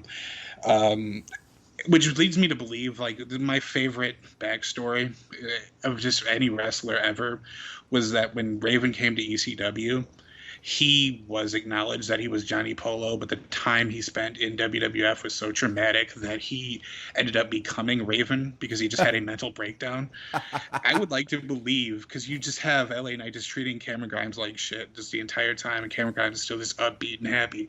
I would like to believe this is sort of the inverse of that, where like Cameron Grimes, in character, in kayfabe, was once a member of Impact Wrestling. And he just, no matter what happens to him, he's just so glad that he doesn't have to be an Impact anymore. So just nothing is going to break his spirit. Yeah, which is why. And I say that this week because I was like kind of hoping that at one point they were going to prove my theory right, because you had Eli Drake sticking up for him. And at one point I was expecting like Cameron Grimes to turn around and be like, Rockstar Spud, this ain't so bad, buddy. People can watch our show now. It's not so bad. We're not doing our show in front of Josh Matthews' camera phone. They did that. But they did. Yes. So. And then the last match was a main event. It was the women's championship match. You had Xia Li versus Raquel Gonzalez. It was all right. It was decent, and it wasn't great. It wasn't bad. Xia Li just sort of has a thing where she's kind of going to be what she is. And unfortunately, what she is not terribly polished. Like, she will fuck up from every once in a while. Mm-hmm. And when she does, it's kind of noticeable. There was a spot in the match, and this is a thing that I sent you, so I'm going to transition from the Observer. There was a little bit of a kind of scary moment. It looked like they did a really good job of making it look like it was part of the match, but at some point during the match they stopped it, and here's why. Xia Li appears to be okay following her NXT women's title match on this week's NXT. Fightful Select reported that she appeared to be okay. Well, great. The doctors at Fightful Select say that she appeared okay backstage following the bout. Lee appeared to be injured towards the end of the match when Raquel Gonzalez landed on her following a springboard senton splash. A little bit of an editorial here. She looked like she came down on Xia Li's ribs. Like the brunt of her weight came down on her ribs, and it did look pretty gross. The match was stopped as WWE medical personnel tended to her. After a couple of moments, the match resumed. Gonzalez quickly went to the finish and pinned Lee to retain the title. But I thought it was a workaround because they didn't have any of the bells and whistles. Mm-hmm. There was no smoke. There was no, her whole act. I'm having a hard. I always forget what it is that lady's called. The old 1,000-year-old vampire lady. Mei Ling or something of that nature. Yeah, close enough. But none of the normal accoutrement was present in Xia Li's match. So I was kind of wondering how they were going to make somebody that they were making out to be this unstoppable axe kicker look bad or look vulnerable enough to be beaten. But they did end up stopping the match temporarily because it did look like she was injured, but they did a good job of making it seem like it was part of the match and not just something that was not supposed to happen. So that was interesting enough. But yeah, that was NXT. I would say the only thing that really kind of sticks out in my mind is that we've gotten used to with AEW, with SmackDown Friday, with Raw, the pay-per-view, got used to the live crowd, got used to the actual fans there. They're still doing their shows out of the Capitol Wrestling Center, so it looks just a stark contrast and not for the better. It looks like it hampers the show quality, because the show really wasn't all that bad, but I was seeing people that were saying it was kind of uneventful and boring and just not really liking it. And I think if you actually had it in front of an actual crowd of just bigger than Capitol Wrestling Center, that it would have been a lot better received. Yeah, I'm sure, I'm sure they're gonna get that show back on the road soon. I would assume. Now, I do have to say, Christopher Kane asks one great question in the chat room. I just saw. He says, is it just me, or does everyone want to eat ice cream off Mandy Rose's ass? I do. As I said in the chat, I do. And I might eat it if it was in her ass. I might eat that too. I don't know. I don't, probably would. No, you could just lodge a nice waffle cone up there. Yeah. Just kind of. I would like to know what ice cream in particular. Not that it really changes the answer. The answer will still be yes, but I would like to know what the treat is in addition to the other treat that I will be receiving. This is like a pistachio situation, a Rocky Road, mint chocolate chip. I would prefer if it was mint chocolate chip. I don't see. I'm not a mint guy, but Rocky Road I think would just be a little gross. I think you have to go with like a vanilla maybe. Anything chocolatey is just not going to be good in that area. Because you may not be sure. You're like, oh, that looks like, oh, that's not what that was. So you just... All right. Anyway. Well, yeah, that does transition into just a very different type of a fetish. Yeah, yeah. I mean, oh, shit. Yes, literally. Glass tables involved and things like that. I don't know. Anyway, let's... So that was NXT, right, Smart? Mm-hmm. Okay. Yeah, it wasn't overall pretty decent. I mean, it wasn't terrible. Like I said, I'd recommend that Theory match. I enjoyed that quite a bit. All right. So there we go. We got that. I guess we get into a little bit of news, and like I said, we'll wrap up with AEW, which was a really good show tonight. I will start with this. So, anyone out there ever want to be a ring announcer? All you got to do now is go to TikTok. WWE, this is courtesy of Sportico. Not quite sure where they are, but they're a business media site.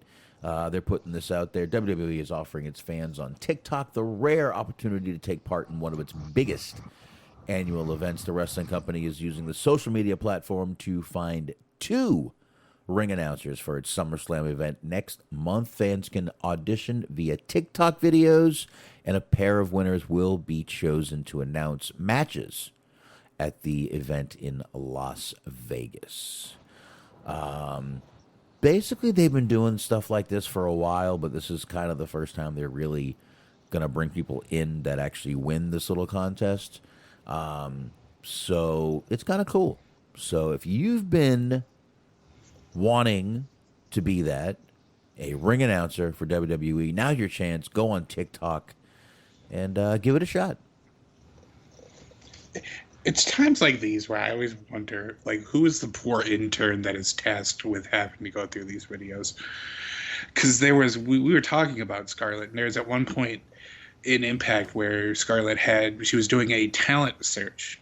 So if you wanted her to manage you, all you had to do was send her a video on, I'm guessing, Twitter or whatever. And I was like, man, I hope that they don't have the actual Scarlett fucking viewing these videos, because there had to have been just all the cocks.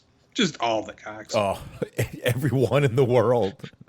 Yeah, I think mine even got in there in mistake, and I don't even use Twitter. Okay, I didn't send mine. I know that. Mm-hmm. I know that. Didn't do that. Didn't do that. Not that I would. No, I mean not that I would. No, I wouldn't. I would. Wouldn't. I don't know. Who knows? Consensual. Right. Consent, Mark. Big word now. Consent. Big word. That's right. Hashtag consensual penis. I get it. The old Enzo Amore. Of course. I understand. Awesome reference. I love that. That was great. Good callback. Good callback.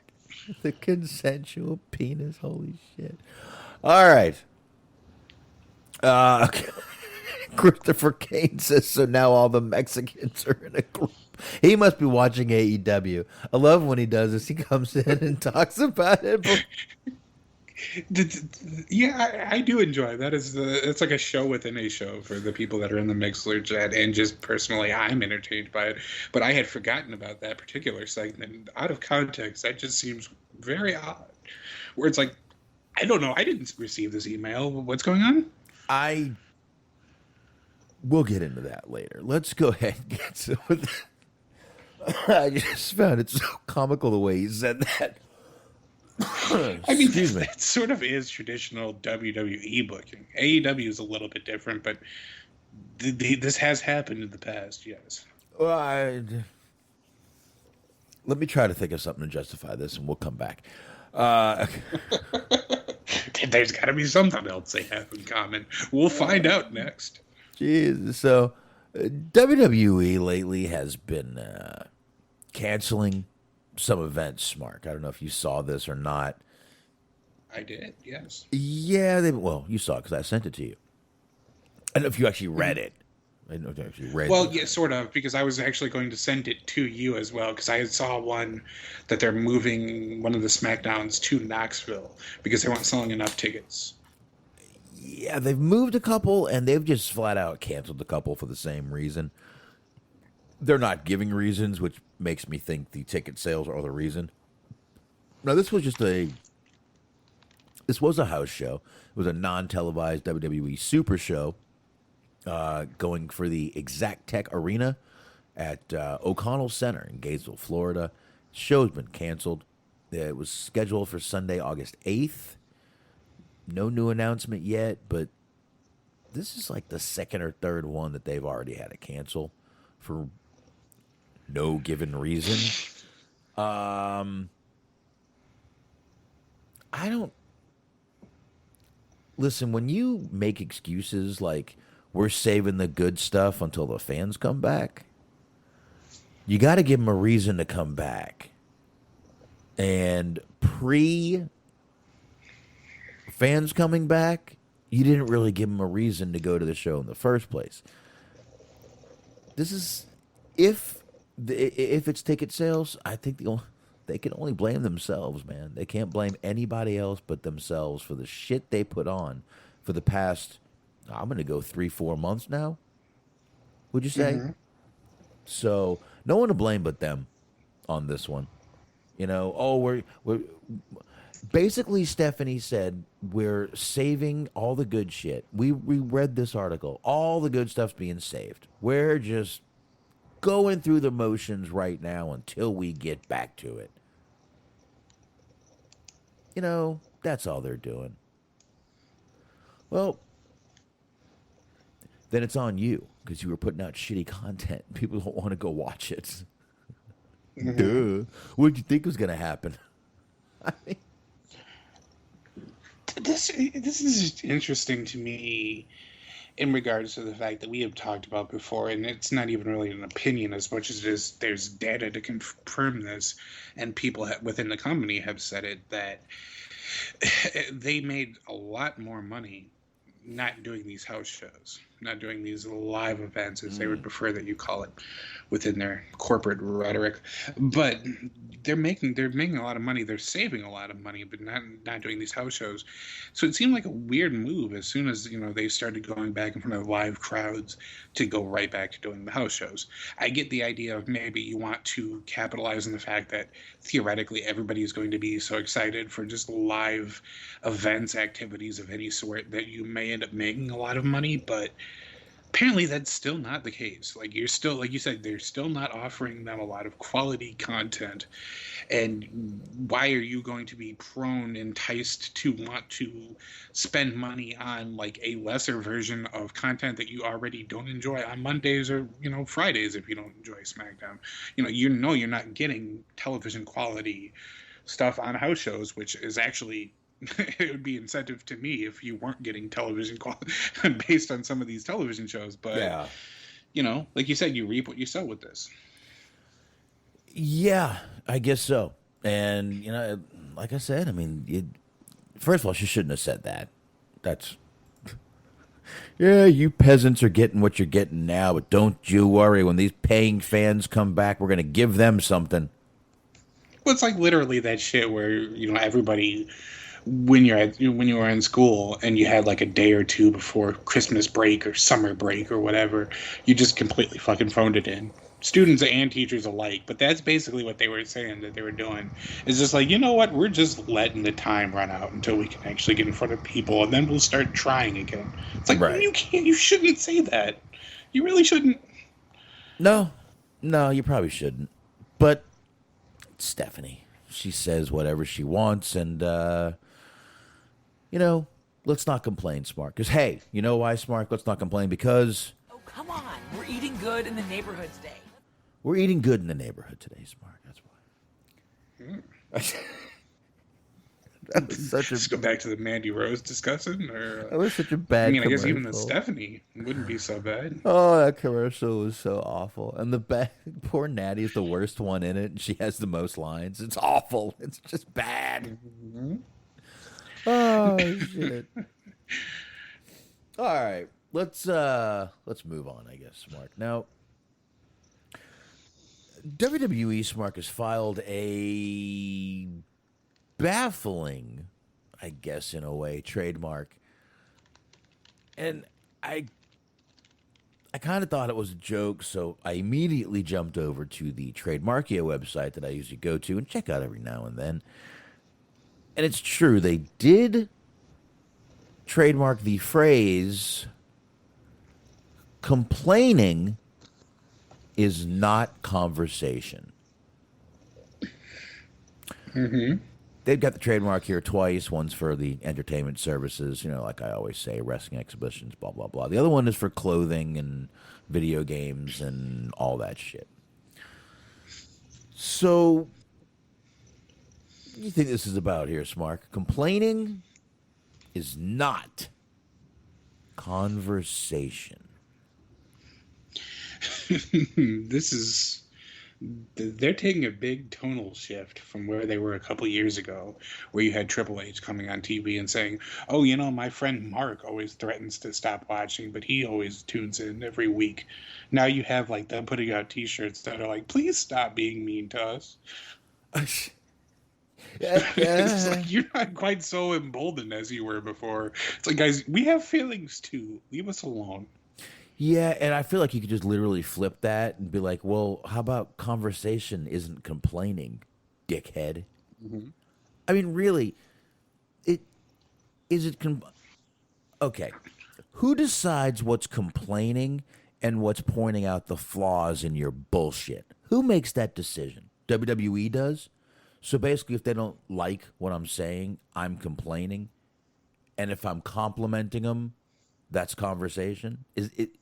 Is that where we're going with this? See, I don't know where they're going with this, so we're obviously speculating a lot of bullshit here.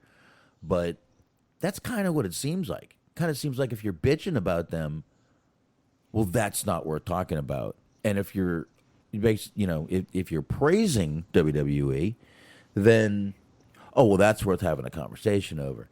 Well, this is kind of one-sided as fuck. Not like we haven't tried telling you what we want for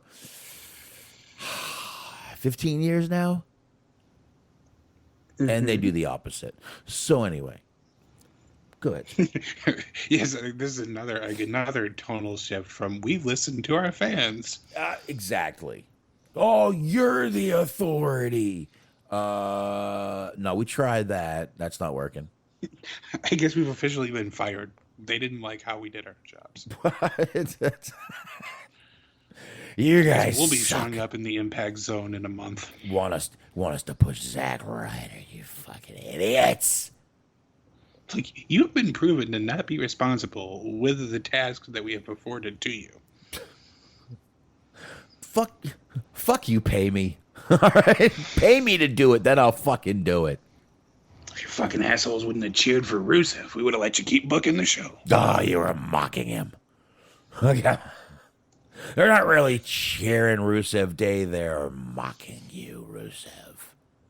All those ironic t-shirt purchases. They're chanting Rusev boo.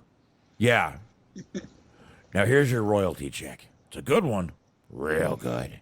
The fuck, man. Oh, shit. So, once again, Smart, complaining is not conversation. You got I'm looking forward to when they end up implementing this. Because if they have t-shirts and patents, they're going to have to introduce this somehow. Assumingly as clunky as possible, they're going to shoehorn this shit. It's going to be week after week. I can picture this being like another stand up for WWE campaign. And like, I just look forward to them just like dedicating time on their shows every week to just wag their finger at us for complaining about their shows not being as good as we had hoped. Yeah. And once again, who makes the decision between complaining and pointing out your stupidity at times and your bullshit? There is a difference. Listen, I'm not going to lie. There are people that are going to complain about everything WWE does. There's people going to complain about everything that AEW does. Jim Cornette. There's people like that out there. But sometimes people really just point out your bullshit and your flaws, and that's not complaining. And who's the decision maker there? Mm-hmm. Well, yes, there's a thin line between. Well, there's a difference between just being like, this Raw was repetitive again, and the storylines are dull and drab and endless and pointless and meaningless, and this is going nowhere, to just being like, hey, I would kind of like to see Angel Garza every now and again, just to know that he's all right. Is he safe? Do you guys have him in a closet somewhere? Is he okay? Do you feed him? Do you feed poor Angel Garza? Are there any lights in there? Is Angel Garza eating good in the neighborhood?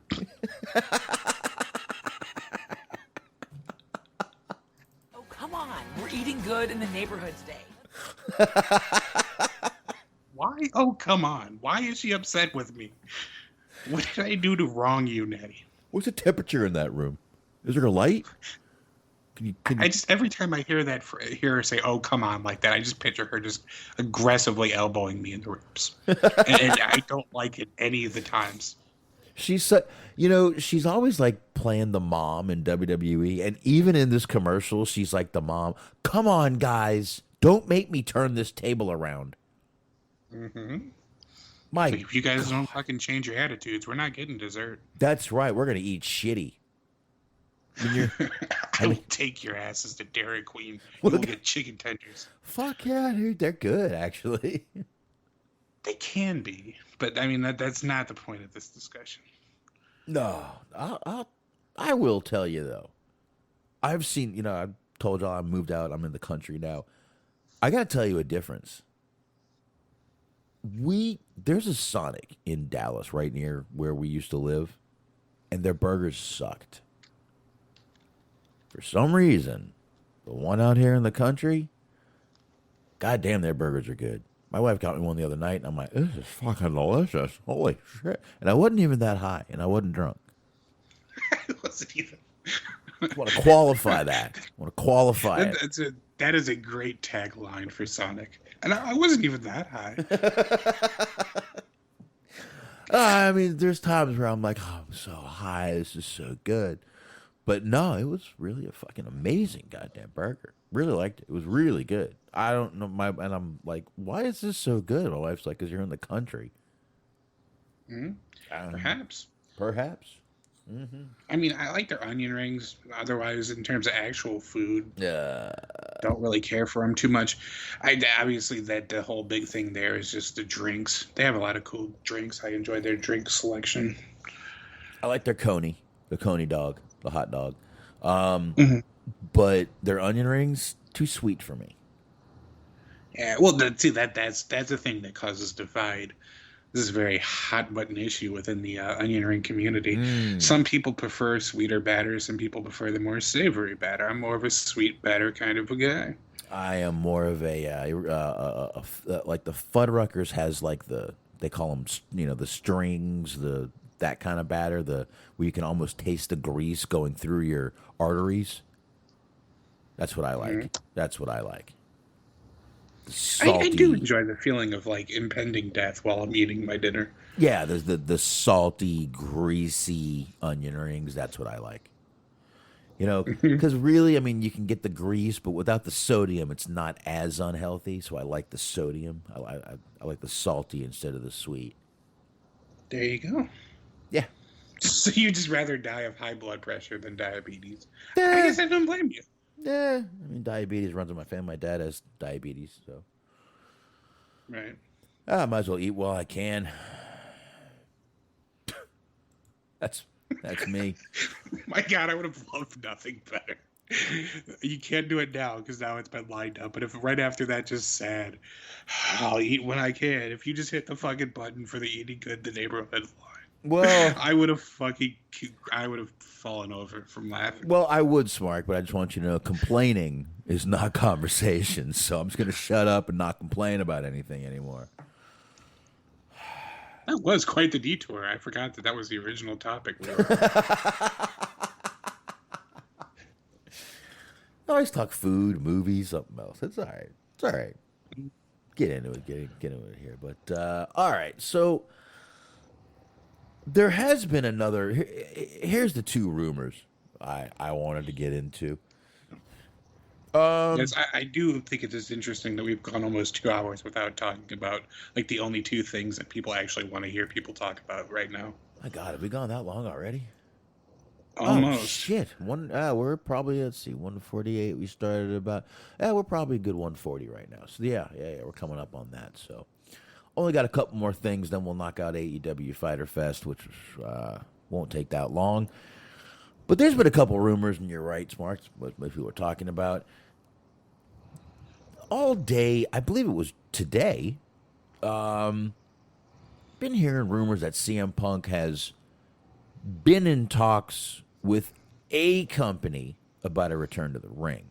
Now, I want everyone to take what I've read just add an ocean of salt in there.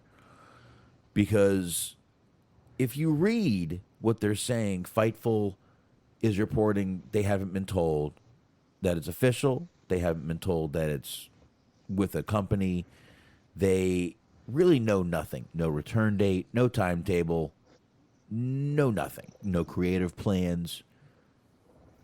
So really, this is all just like a giant speculation. Let me just go ahead and read you the article real quick. It's a short one, short little couple paragraphs. Fightful Select reported today that CM Punk has been in talks with a company, about a return to the ring. The company is speculated to be All Elite Wrestling. The Fightful report said that they've been told AEW is most likely landing point for Punk, but there's no confirmation of a contract officially being signed, a timetable, a return date, or any creative plans just yet. The only thing that is known, Punk and a company officially had ongoing conversations about an in-ring return. Of course, nothing is ever fully confirmed until the deal is actually done. Punk nor AEW has yet to confirm the report, but Fightful has been told in recent days that the higher-ups in WWE believe that Punk is already headed to AEW. So really, this is just speculation after speculation after speculation. And yeah, Dirk is saying Sean Ross Sapp is reliable. No one's right all the time. No one's right all the time. I'll say that right there. Maybe he's right about this. This is one of those, I'll believe it when I see it. You could tell me he's even signed with the company until I see his debut. I'm not going to believe it. I'm just not. Just from what this guy has said. His age, what is he now? Mid-40s? I believe so. It has been the last time he had competed, without the exception of like he did a couple of little independent like show up spots where he wrestled under a mask or did things under a mask. 2014 Royal Rumble. And what was interesting, and I try not to parrot everything that they say, but Alvarez is pointing out the fact that it has almost been the same amount of time in between when Punk has had his last match to when he would presumably be having his next match in AEW. It's about the same time as when Bob Backlund came back to the WWF back in fucking 92-ish, I think it was, whatever it was. It was an 8-year gap between when Bob Backlund was last in WWF to when he came back and won the title. It would have been 7 years so far. Well, since he's grasping at straws, obviously that makes it completely inevitable that he's definitely coming back to a company. Mm-hmm.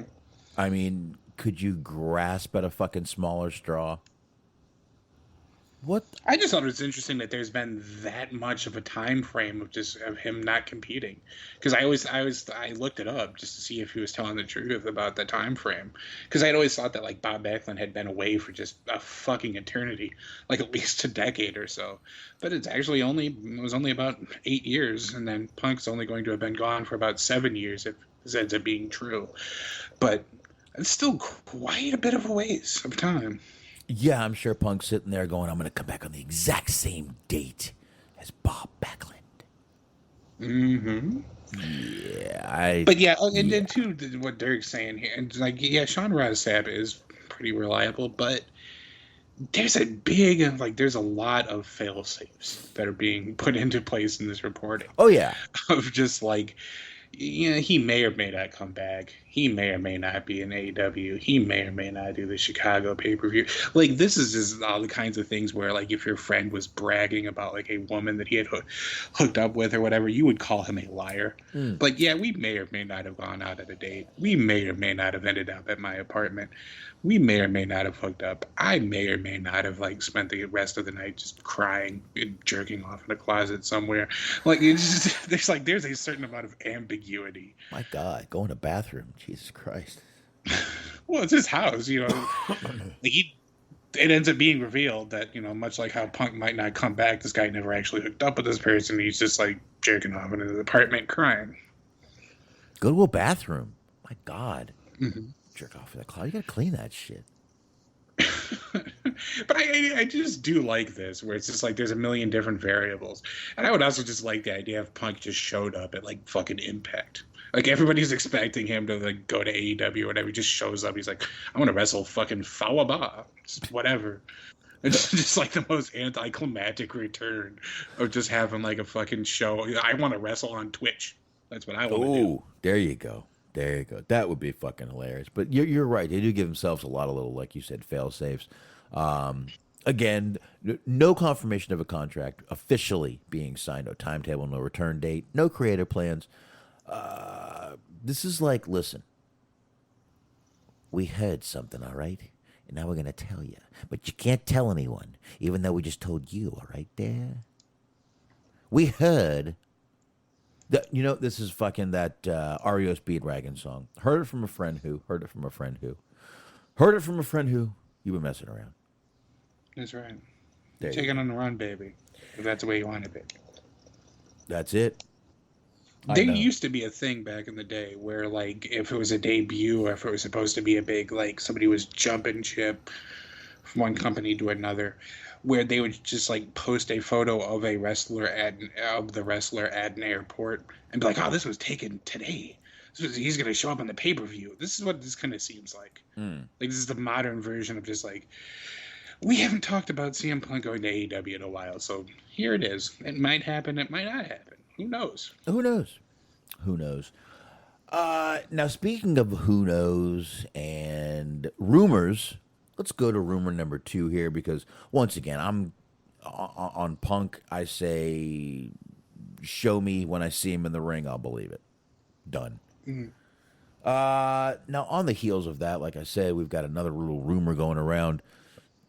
And right before the show, actually, just 4 hours ago, it said, for what it's worth, Body Slam is reporting exclusively Remember that word. Just Them right now is reporting that Daniel Bryan is officially with AEW. The article states the following. In an update as to the future of Bryan Danielson, formerly known as Daniel Bryan, a source I have spoken to has told me that he is locked in and has 100% already signed a contract with AEW. In addition, I was told that Danielson was wanting to work less dates for comparable money. He wanted the ability to be able to work in Japan and wanted to have creative input on his character, which he got. There are also tentative plans in place for Danielson's AEW debut. Okay. I've seen this a couple more times since it came out. I don't know if they're copying and pasting, but this would be pretty cool to see Daniel Bryan in AEW. I think he'd be a great addition to that company and actually get some damn good matches out of a lot of people. And as Christopher Kane says, he'll get to job to Cody Rhodes as Cody Rhodes literally just blows himself in the ring. But I also know that this guy is very family oriented, and with his wife Brie always talking about that making a comeback. I just don't know he would do this. Now, you look at Aleister Black and Zelina Vega. Zelina Vega just came back to WWE, so they obviously put her on a contract, and he's over there. So it's not like it's unheard of. But I don't know listen, if you decide between the Punk story and this story, this one's probably more credible. I'll say that. That is sort of the weird spot that we're in, where it's just like one lone rogue website is reporting this. And I thought the same thing, was like, this Punk story is like, I don't believe this. Like, we've been here before. And then it's just one website just like, yeah, this one guy that I know told me that Daniel Bryan's signing with them. I'm like, yeah, that seems possible. Like, I just, for whatever reason, I seem like this seems more likely. There's just some details in this. Work less dates. That's something. Comparable money. That's a nice detail. Work in Japan. A detail. Creative input. That's a detail. The other article's like, something might have happened. This one's like, look, we heard this happen and we got a few little facts to talk about here. Yeah, we feel pretty good about this. Yeah. Which, again, I think he'd be a great addition to that company. He probably would get everything he wanted in that company because a lot of these guys already do what he's talking about and work. They let their guys go out to other companies and make some extra money. And I think that'd be really cool to see Daniel Bryan have a few dates in AEW, a few dates over in New Japan, wherever he decided to go over there in Japan, and creative input on his character. That's kind of a weird one. His character isn't really a character, so. Oh, yeah. Well, yeah, but I mean, just how he's presented and the sort of things that, he wants to do and doesn't want to do. I can get that.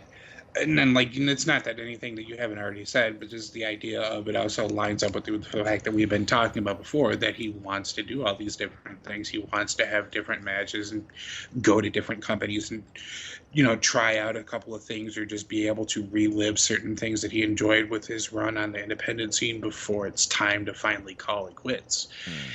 And also the idea of, if this actually is true, depending on how long he intends on staying with them, if he actually wants to be in this in the long haul, it's, we've talked about before, he's been put over before as being a pretty good creative mind. So that could be another good asset for them, is to have somebody who's smart and seems to have good ideas pitching storylines, not just for himself, but for other people.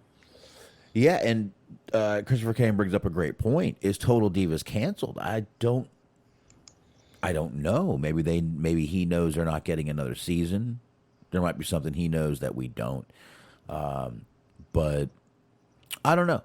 I'd like to see it. I'm going to stick with the old I'll believe it when I see it. It's a good question, though, because we were talking about apparently they're not going to be redoing Total Bellas. So that's not going to be happening. And then we already, it's common knowledge. We've talked about it, everybody's talked about it. They've gotten rid of Lana. Renee Young's not really there anymore. Like a lot of people that were on that show are not even in that company anymore. So it's like, what are you going to do? Are you just going to have the Bellas and then like Natty and her weird incestuous relationship with her sister? Is that all you're going to be doing with that show, or what's going on with that? I mean, that's a good story, but well, yes, it's a heartwarming family tale of licking whipped cream off your sister's feet. Anyways, okay. Yeah, anyway. The only thing we have left is AEW and a couple little things to tie into there with news. Can we take a pee break? we certainly can. I see no reason why we cannot. Hope that's all right with everybody. Take a quick break. I mean, quick, and we're not going to be able to do this on YouTube, so I need to either slow down drinking or bring in a fucking... Savor the pee breaks now before we hit the big time and don't take pee breaks. Bring in a fucking antifreeze bottle or something. Empty, of course. Anyway, let's... we're going to take... Hey, it's your antifreeze bottle. You can do whatever you want with it. Thank you. You bought it. You're an American, damn it. Goddamn America, goddamn right.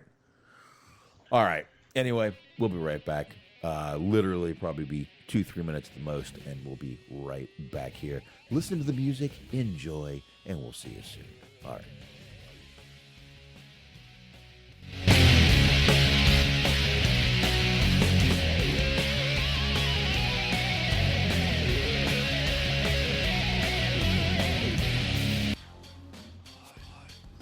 All right, we are back real quick. Appreciate that. Needed to be done. Needed to be done. Absolutely needed to be. So there we go. We got that done, and we will jump right back into the show here. We will. We were gonna get Fighter Fest taken care of, and that's about all we got left. And we will wrap up right after that. AEW Fighter Fest Night 2, Smark. Mm-hmm. Night 2, we got fans back in attendance over here at AEW also, which started a couple weeks ago, I believe. That's right.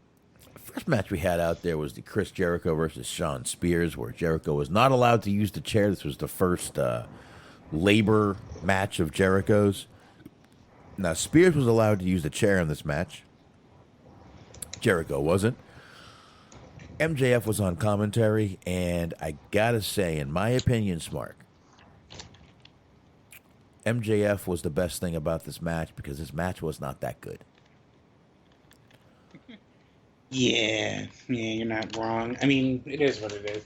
I was never really somebody who was super high on Shawn Spears. I saw that he definitely had a lot of people in his, in his fan base. He had a lot of people that he'd gotten over with, and sometimes with, especially him being in NXT and being in WWE or whatever, I kind of just assumed that maybe some people had seen stuff from him that I hadn't seen and just hadn't been given the opportunity to shine, and do things of his own volition, have his own creative output, that kind of thing. He's had these opportunities now, and it kind of seems like he's about the same person that he was before. Yeah, it really does. It really does. It's just, first of all, this gimmick doesn't work on him. This badass, oh, look, just because I have a mohawk, I can kick your ass. No, it just doesn't work. And I want to say it's because he's too much of a pretty boy. I think it is. I think he's just a bit too much of a pretty boy for this kind of character. But then you got Guevara, who, ended up stopping Tully in this match. And he's like this pretty boy, but can still pull off that kind of badass better. I don't know, because I literally, I'm going to contradict myself when I talk about these guys. So I'm not quite sure where Spears doesn't connect with the crowd, but I guess it's not that he's too much of a pretty boy for this character. It's just this character doesn't fit him at all. It seems so forced. And then Guevara's character doesn't seem forced, which is why it fits him a little better. Again, he's just, I know he's not supposed to be this big badass. He's more of a good time and member of the, inner circle, but I don't know, man. Well, yeah, I think you hit the nail on the head there, because I was kind of thinking the same thing later on in the show with Orange Cassidy, how they had him kind of step out of his normal box, no pun intended, that they put him in, and have him just sort of be a little bit of a different character towards the end of his match. Where it's one thing if that's not your persona 24/7, that you're like this rugged, badass, tough guy, which they're trying to have him be, and it's just not working. It's one thing if you can be put into that position, if circumstances dictate that you decide that you need to be a little bit tougher and show off a little bit more of an edge, versus if you have to carry that persona around 24/7. I think that's a perfect way of describing that. You kind of hit the nail on the head with that. Oh, thank you. Appreciate that. Now, I do got to say this. Even though I did not personally like this match, I got to, again, it wasn't a horrible match. Jericho, honestly, I feel like Jericho was doing everything he could to try to get a good match out of this guy. But I got to tell you, the crowd ate this fucking match up. They ate up everything these guys were doing. They had the crowd in the palm of their hands, mostly Jericho, of course.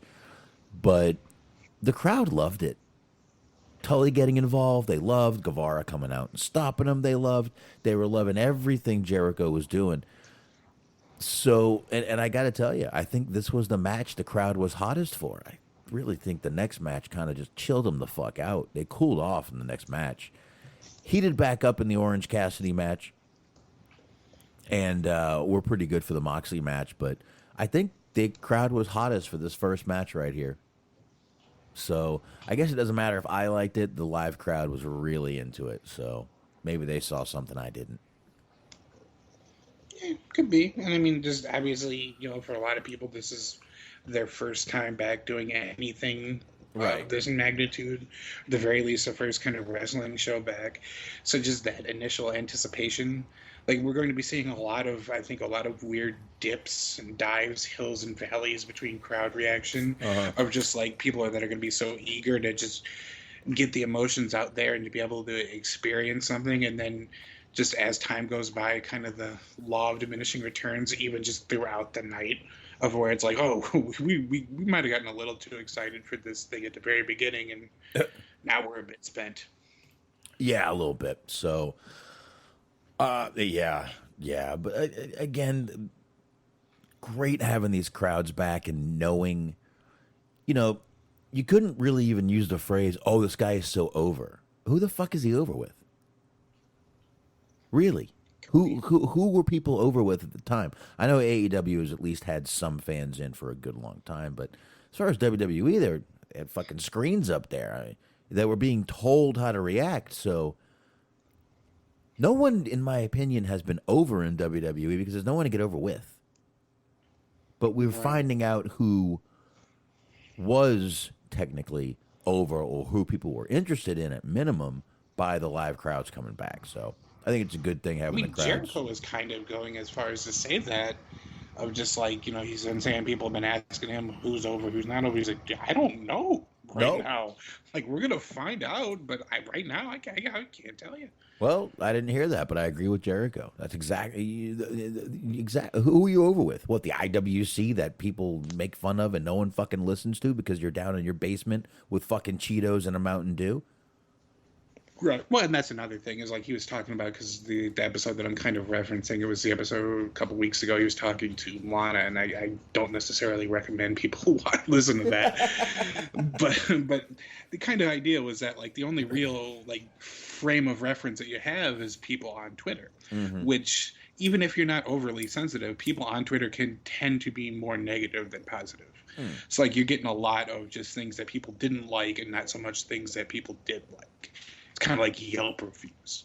So it's just like when you have a bunch of different people telling you suck, you're like, yeah, but not everybody thinks I suck, right? Like, that's what I need to know. It's like, who does like this shit, Yeah, and really you do, because it's just, again, there's been no gauge, and now we've got it. And speaking of gauge, Smark, Was that fucking smooth or what, dude? That was fucking. Well, if that wasn't smooth, your overusage of the word fuck is a perfect transition as well. Exactly. Jericho wins this match.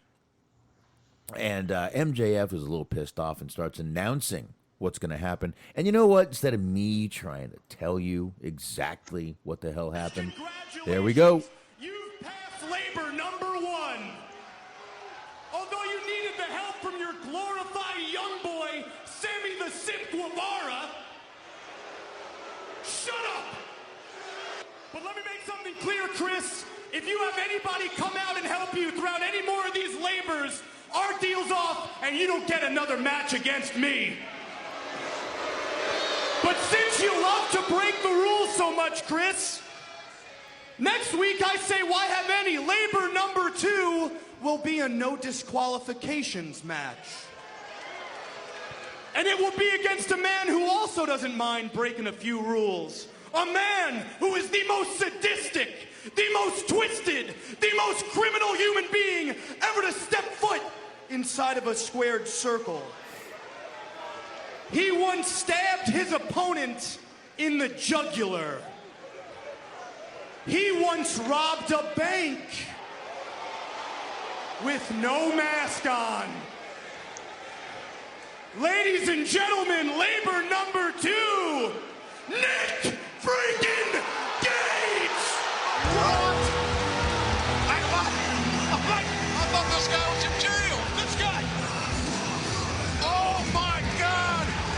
MDK all day! The deathmatch specialist, Nick Gage, is labor number 2! He knows no bounds. He cares about no person. This match will have no rules. Charlotte, North Carolina. Batten down the hatches. All right. There you go. Let me tell you something, Smark. I saw a lot of backlash for this. Oh, they got this piece of shit low-life motherfucker. Okay, first of all, wrestling is filled. And when I say filled, I mean ingrained in pieces of shit and lowlifes.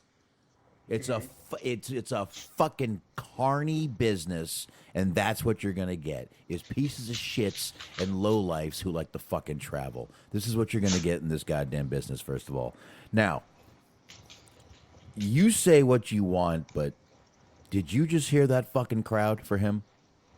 Mm-hmm. For a guy that you think nobody would fucking know, that was a damn good pop. And I'm going to tell you something. I am happy for Nick Gage right now. You know, thanks to Shaheen, we have, we had an interview with him. I've actually spoke to the guy. Really, he's not a bad guy. He's just made some bad decisions, which all of us have done. His might have been a little worse than some of the decisions we've made, but hey, he's him, you're you. You know, what are you going to do? I am extremely happy for Nick Gage, though. This is an incredible moment for him. This is an incredible moment for GCW. Seriously. Mm-hmm. Seriously, this really is. And, you know, it's funny, you know, we were talking earlier about, you know, all these little things about how, you know, there was a shot at Vince from, you know, his own company to NXT, his own company. And we got all these companies working together.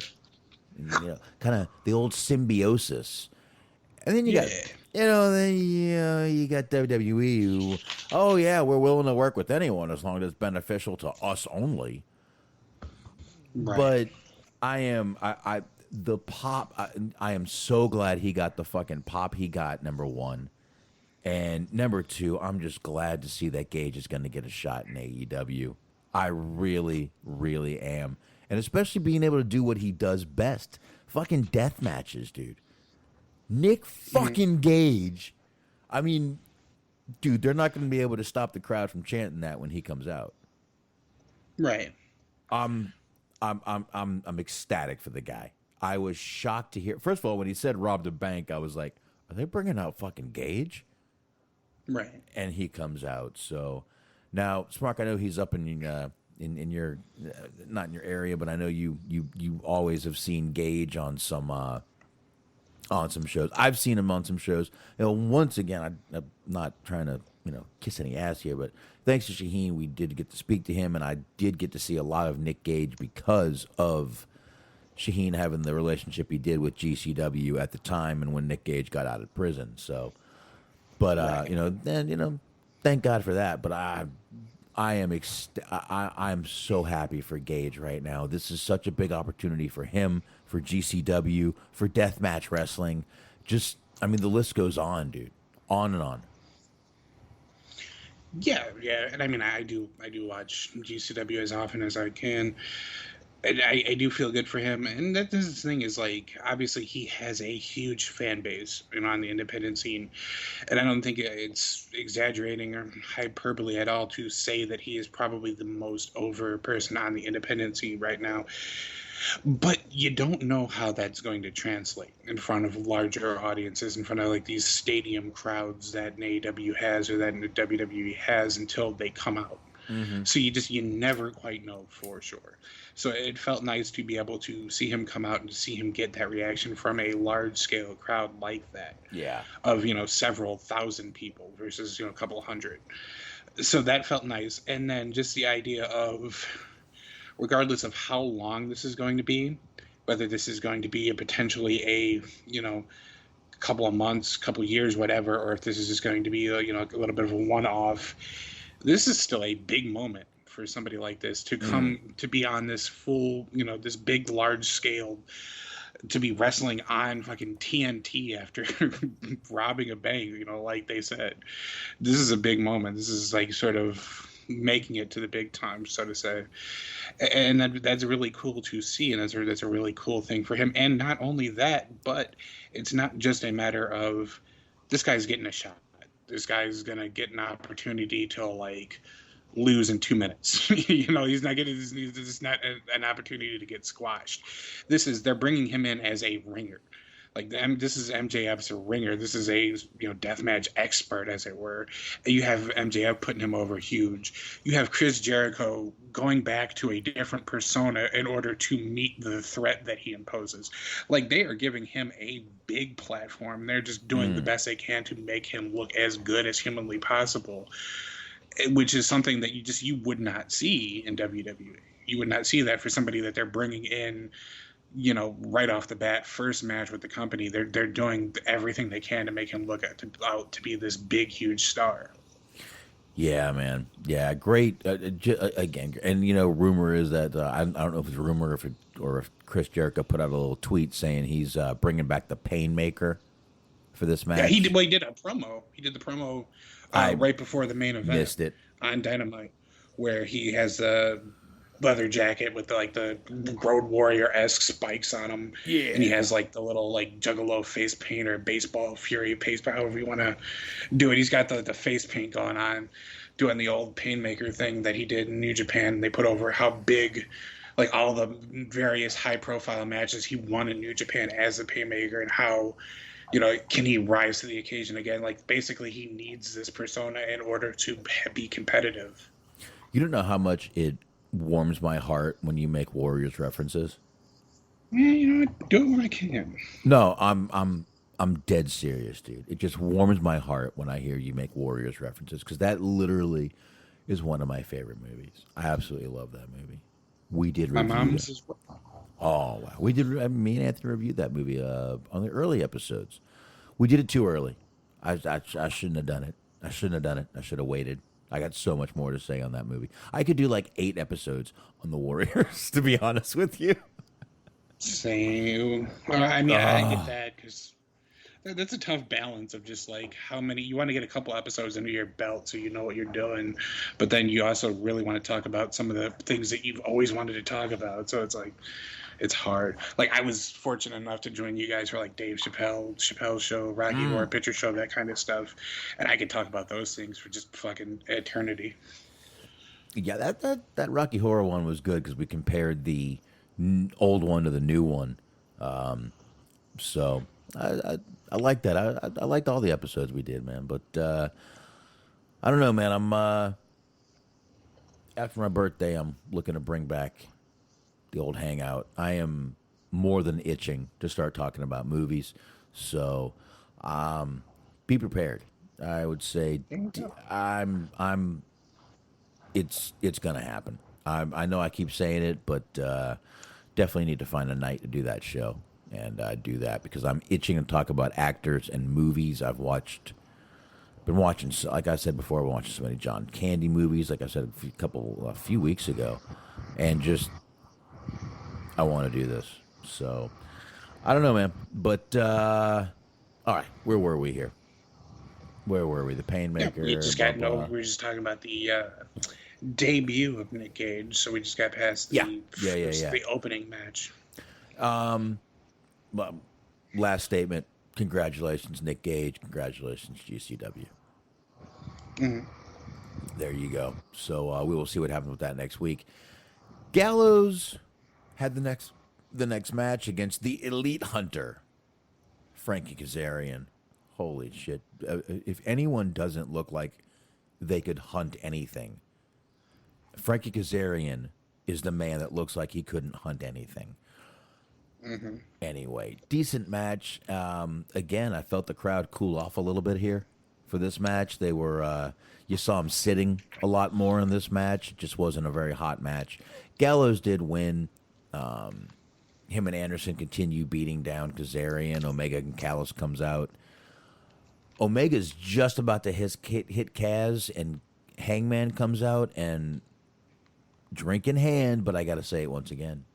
Hangman is over as fuck with this AEW crowd. Every AEW crowd seems to love this guy. So they are doing what they said they were going to do. They are making this guy a fucking star, and he is going to be a hell of a champion. I think he was champion once already.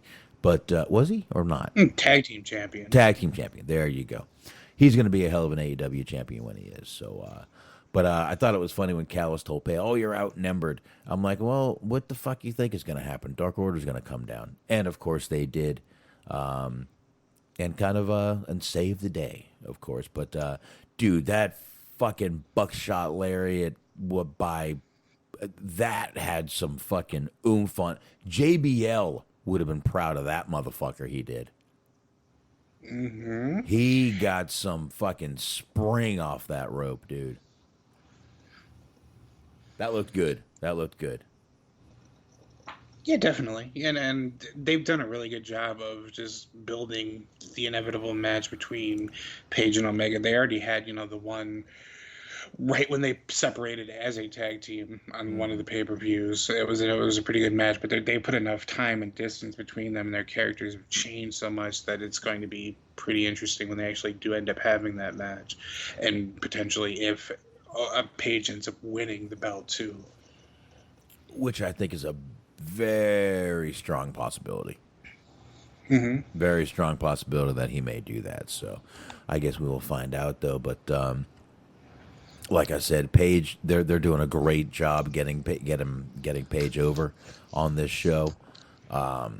They said they were going to make a huge star out of this guy, and I feel that they're definitely doing it one week at a time. They are doing it. They're doing it. So next after that, we had Wheeler, Utah.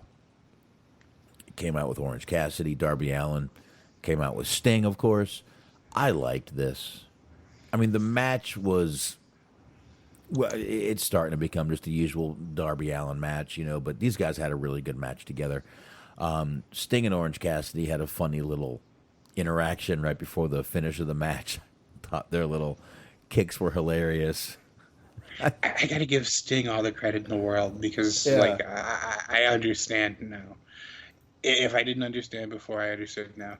His decision they do this slow kick exchange, and they do all this, and then towards the end they both hit the same step back and put all your weight into it, and they both just kind of step back a little on impact. Orange Cassidy does his little taunt, and then Sting does the beat his chest taunt, but he does it at half speed. And I was just like, that was a wonderful decision to just keep going, even doing your signature taunts just in slow motion. Yeah. Yeah. And, I see Sensible Sam. Welcome. Good to see you. Talking about Max Headroom, I happen to own all the DVDs. of Max Headroom. There was an incident. It was fairly well publicized that somebody, like several years ago, obviously, like probably decades at this point, hacked into local Chicago television station and they were playing like Max Headroom clips and stuff like during one of their newscasts. Oh yeah. And a lot of people didn't know what it was, so it was like confusing and disturbing a lot of people. That's sad. I was a fan of that show. I thought it was pretty cool. I liked it when I was a kid. My dad would sit and watch it with me. My mom thought it was absolutely awful, but Max Headroom Watch Along. That old post it in the Mixer chat. There's a whole Wikipedia article dedicated to it, but wow. Little TV show watch-alongs. I've talked many times about doing something with NYPD Blue in that kind of fashion, and I'm still kicking around a few ideas. Anyway, I like this match, though, like I said. Utah did not win this match, which I was a little... didn't win this match, which I was a little shocked about. Not really. Darby, they're trying to put over really hardcore, so... But after the match, Orange Cassidy is helping Utah out of the ring, and Blade just clocks him with the brass knuckles. Mm-hmm. So we got that right there. And what else? You got any more on that match, man? No, I mean, it was a pretty good match. Like they said, they did a good job putting over the fact that Darby was still injured after doing the coffin drop through the actual coffin onto Ethan Page. Right. And how he's sort of in this match with somebody who's potentially even worse for him because he's going up against this technician who can manipulate all of his vulnerable body parts and areas that are banged up and sore from the week before. Ooh. So the idea that they're actually doing just any form of continual selling in any form of wrestling is sort of surprising. The continuity of actual injuries, kayfabe injuries at least, I thought that was cool. Yeah, absolutely.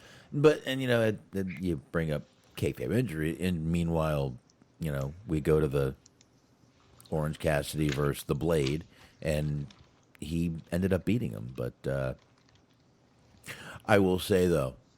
We'll jump into that match for a second. After that match ended and Cassidy got the win and he hit Blade with the knuckles, man, that crowd went fucking apeshit. Right. That crowd went apeshit. And it's funny, I saw a little, some sort of Twitter post where someone's like, a woman and a guy who doesn't even try are your biggest fucking draws on this show. And WWE can't fucking do shit, basically. Can't break, is barely breaking. They've had good ratings lately, but it's all just nostalgia boosts. But it's true, man. Orange Cassidy and Britt Baker are their two biggest draws on these shows. And they have been for a very long time. Both of which organic, homegrown talent, so... Mm-hmm. Exactly. Not WWE cast-offs. Exactly. And Adam Page is about to be, like I said, he's about to be another one that's over as fuck, right now, and I think that's just going to keep growing and growing. Yep. So after that match, though, we get the Nyla Rose with Vicky Guerrero. Britt Baker comes out. She's got Rebel hobbling down to the ring with her, which I like. It's always awesome. I gotta tell you though, I really wasn't into this match, but Britt did make Nyla tap out at the end. I don't know how much you got on this, but this has nothing to do with nothing but the absolute wrestling ability. I just want to say that Nyla is just not that good in the ring. Not that good in the ring. When she put Britt in that chokehold during the end of the match, she barely grabbed her. Mm-hmm. It was like she was tickling her. I'm sorry. It's just again, this has nothing to do with anything but wrestling ability, in-ring ability. That's it. and she's just not that great in the ring. Sorry. Not that she's hurting people, but not that great. I will say for a TV match, I thought it was solid. Like it wasn't like this all time great. Because I went as far as to recommend that Theory match from NXT. I wouldn't go as far to be like, oh, you need to check this match out. Like it wasn't that good. It was decent, but then there was. I liked the moment, the spot where they tried to do the old Britt Baker tried to do the old throw the belt and lay down thing, but then Vicky Guerrero was like, no, this looks awfully familiar. Hold on, we're not doing this shit. Yeah. So she purposely threw a monkey wrench into that. I thought that was cool. They did that, but then there was that moment where I think Britt Baker had gone for the glove, and then she did the roll up. That like roll up maneuver that she did, oof. She came with about an inch away from breaking her neck, because it was just like it looked like she just barely cleared reversing Nyla's body and pinning her, because it was just like it looked like she was about to land on her head, and it was like that would have been very bad, because they unfortunately they have a history together of just unfortunate injuries that happen while they're wrestling each other. So it was like, whew, that was a catastrophe that was very narrowly avoided. Well, I'm always happy when Britt Baker leaves a match without bleeding. Mm-hmm. So, anyway, like I said, I really wasn't that into the match, but I was watching and I was not that great. But Britt did everything she could, but you're right, she did have that one little botch where it was a little So, now, Smart, we got another debut tonight. Chavo Guerrero comes out with Andrade. I gotta say, I prefer this over Vicky with him. I think this makes sense. And Chavo, you can say what you want about Chavo, but he can talk. Yeah, he did a good job of talking him up. Absolutely, Chavo can talk, and I've always given him that. I'm not crazy about Chavo in the ring. I'm not saying he's awful. He's just not a Guerrero in the ring, in my opinion. He's not Eddie. He's just not. Doesn't have the charisma in the ring that Eddie had, which I know it's bad, but I think a lot of people compare him to Eddie as their, kind of goalpost. Not a great thing to do, but Chavo is Andrade's new executive consultant, and I think this is going to be a good role for him. Again, Vicky with him didn't fit very well. This, I think, fits much, much better. Again, the whole segment, Death Triangle ended up coming out at one point. Phoenix is back. We got to mention that. Phoenix back and ready to go. And there was a lot of Spanish in this segment that I did not understand. I had the unique problem of like understanding some of it but not all of it, and then as I like pieced together the parts that I understood to be like, okay, so that sentence he was saying, I missed the next sentence. So like I would just like I would find myself and then get lost again. So that was a bit of a thing. It was I think it was funny because I thought that he had did it as an intentionally a good line, because you had Chavo, like you said, they were switching back and forth between Spanish and English, and I don't know why I called him Hector Guerrero. No, that's not who that is. No, Chavo Guerrero. Mm-hmm. Yes, yeah. Tells Pac, he's like, I'm going to say this very clearly in English because you're the only one that doesn't speak, but you're the only person that speaks one language, right?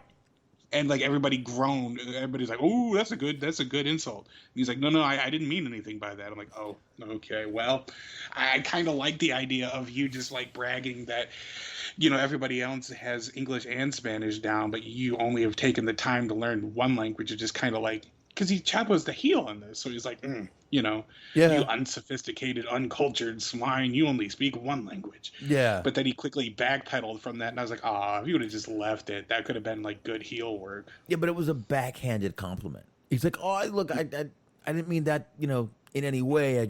Or in any dig. I just meant it the way I meant it.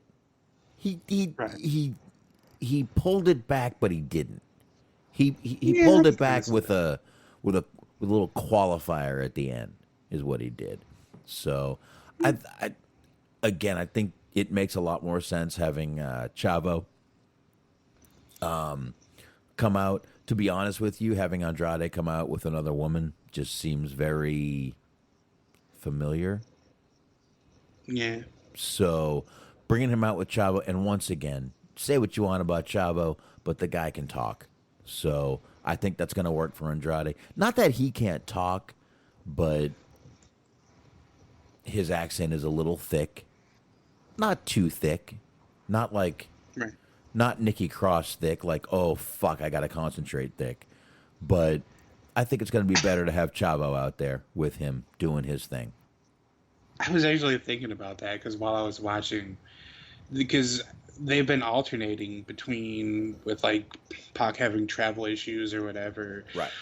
Or, they've just gone down the back burner of having Pentagon and Phoenix go between Kingston and Pac, just back and forth of being like their third man. And I was like, man, the difference in accents between Eddie Kingston and Pac are just a fucking just miles away from each other.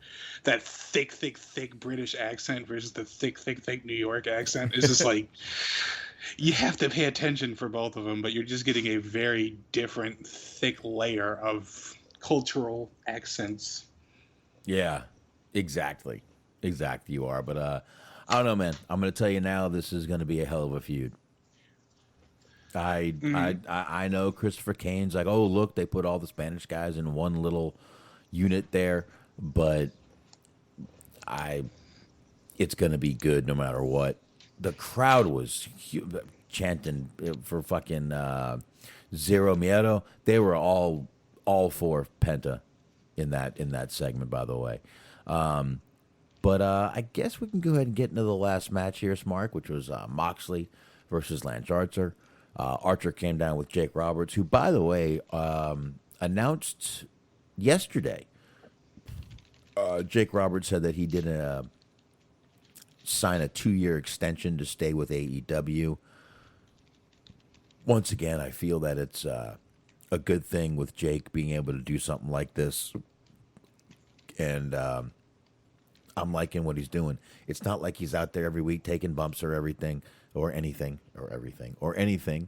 But I think this is good for Jake to be out there, back with the guys, back on the road, and traveling a little bit. And I don't know. I think that's good that he signed, and we're going to see Jake for at least 2 more years. That's a good thing, in my opinion.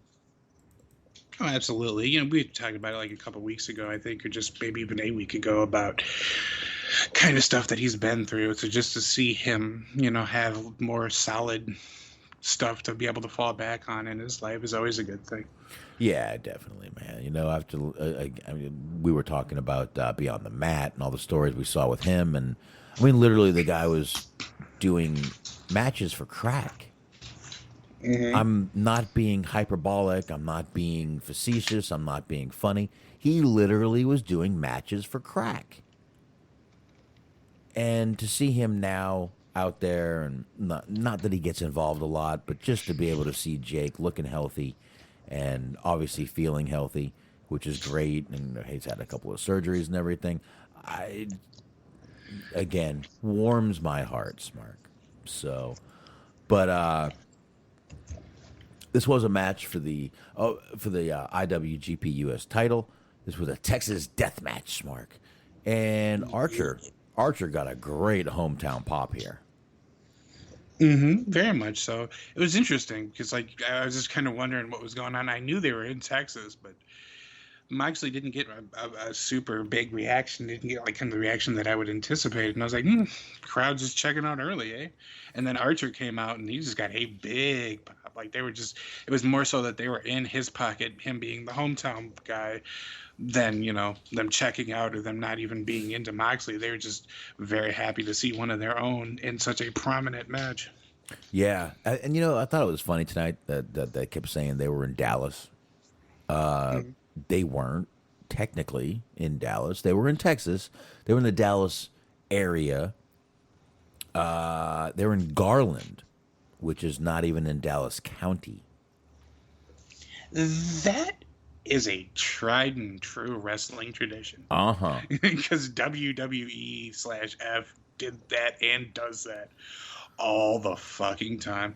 Like, when they say that they're in Chicago, they're not technically in Chicago. They're in fucking Rosemont. They're in a suburb. They do this shit all the time. You know, New York, just anywhere that's like the biggest, closest city. That's where they're at. They're not in like suburban this or they're, you know, smaller city that. They're in the big ones. Yeah, it's a little something AEW picked up on. So, but I live here. I know the area they were in, and again, not even in Dallas County. It's actually a good 30 minutes from Dallas.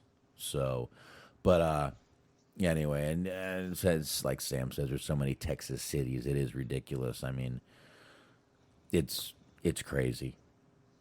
So, anyway. We already talked about Archer using the air quote fan as a weapon. That guy was in the brightest goddamn suit I've ever fucking seen. You could have spotted him from a goddamn spaceship. Jeff Bezos could have spotted him today. You get that one? Mm-hmm. Uh-huh. I was thinking about that. Because I don't understand what is historic about it, because that's the big word that they kept using on the news, and it's like, I'm not the first person to go into space, not even the first just like rich white guy that decided he wanted to be in space. Like fucking Richard Branson did that already. What about this is historic? And then I started thinking about the fact that I was kind of sitting there like, I'm not gonna lie, it's a terrible thing to say, but I was like, you know, if this thing just straight up fucking Challenger exploded, like, this would be way more of an interesting story for me. Like, maybe not for him, maybe not for his family. I'd feel bad for them.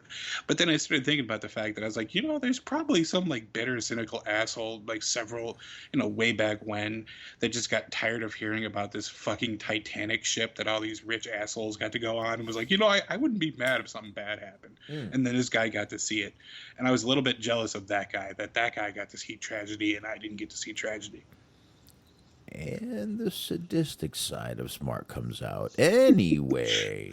We've been on for a while, and I'm kind of tired, so there's a little bit of unfilteredness going on. Yeah, I gotta be up at 5:30. I'm only wishing death upon very, very rich people who probably treat other people like shit. Yeah, but they employ millions of people, so you gotta, you know. That's a good and a bad, though, because they've actually opened up. They've had a plant over here in Chattanooga for, I want to say, over 10 years now. And it's it's always the same. It's kind of a joke at this point where it's a really good job if you can get it and if you can keep it. Because they hire so many people and then they just almost immediately fire so many people. So it's like, yeah, it's a good temporary, it's a good like blip on your resume. Right. But in terms of like actual long-term career, it's not great at all. No. And for your thing, why is this kind of like a history-making thing with this? This is like the first like recreational flight to space. Wasn't not really. You're right. Branson's, though? Branson did it like what a week ago. Yeah, so it's like somebody already did this shit. Like, I don't understand what like this is like, he's not even the first just like random rich old dude that wants to be in space. Like, that's already happened. Listen, the news wants you to like Jeff Bezos. Will you fucking just do it already and comply, you son of a bitch? Smart. Yeah, I kind of thought that's what it was. Was just that like people are tired of talking about like people dying of COVID, so they're like, here's literally anything else. Just be excited for this shit. Smart. Do you know that complaining is not conversation? Have you heard this? No, I may have heard that somewhere. I'm just saying, I heard it somewhere. I just want to let you know that. Anyway, these guys are brawling around everywhere. They go into the fucking, you know, the crowd and shit like that. And eventually Archer tears back the mat on the floor, but it ended up being Moxley who did the DDT on the floor, or kind of the paradigm shift. But did you notice when Archer rolled over Smart. He didn't have a scratch on him, and suddenly he gets up and there's blood. Obvious blade job. Such an did you not catch that? I may have seen it, yeah. All right. This was an obvious blade job. I'm not bitching about it. I'm not. This was supposed to be a Texas death match. If we didn't see blood, we would have been bitching. So at least we got to see something. I'm not going to bitch that he bladed. I'm down with it. But I mean, the way Moxley put him down, that wouldn't have busted anyone open. It was so gentle. It was so dainty. It was like there was a pillow down there, Smart. Mm-hmm. And this guy comes up with blood all over his face. I'm like, oh my God, come on. This is where we got to slow down a little bit. All right, we got to slow down a little bit. But yeah. But I do got to tell you, these guys actually looked like they were having fun beating the shit out of each other at points in this match. Did you notice? Oh, absolutely. It was a lot of fun to watch. Like, the crowd was super into it. Yeah. And it seemed like they were both having a good time doing this one. Yeah, like I said, the crowd was hot for the first match. And really, they kind of chilled out for the next 1, 2, 3, even a few segments. But the last 2 matches, I believe they got fired back up for the Orange Cassidy and Blade match, and I think for this match they definitely got fired back up just because they were coming off of that great, good match with Orange Cassidy, which is a crowd favorite either way. So they definitely heated back up, but yeah, man, Moxley ended up breaking out the barbed wire boards, put them on the tables, and he ended up being the one going through them, and he couldn't get up after he went through them. They kept saying he's stuck. He wasn't even moving like he was stuck. He was just not moving. And Archer is the new IWGP US champion, Smart. What do you think about that? I was saying a few weeks ago, I don't feel like they're ever going to change this title in the United States. I was wrong. I can admit when I'm wrong, and I'm going to say I was wrong. Yeah, I didn't necessarily think that they were going to have him win either. I give kind of props to Derek on that one because he was thinking that was, when they set up this match, that this is how it was going to happen, that Archer was going to end up winning the belt. So cheers to him on that one. He called that one, but I didn't think that was going to happen either. And I will also say, as we revisit it slightly, I was surprised that the crowd stayed in the match after they were being used, weaponized. They're being used as weapons. You had Archer, as we talked about earlier, pick up a fan and throw him at Moxley. Or, air quotes fan, I guess, is the more appropriate term. But that was some wild shit, huh? Yeah, but he deserved it. Well, he did deserve it. I mean, he was dressed a lot like the green shirt guy. He was standing there. I mean, if you stand there, you're going to deserve it.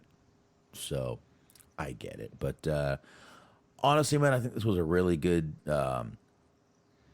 AEW. Not the greatest. Again, I thought the first match with Jericho and Sean Spears, I really thought that was probably, I hate to say this because it was Jericho, but that was the worst match on the show tonight, in my opinion.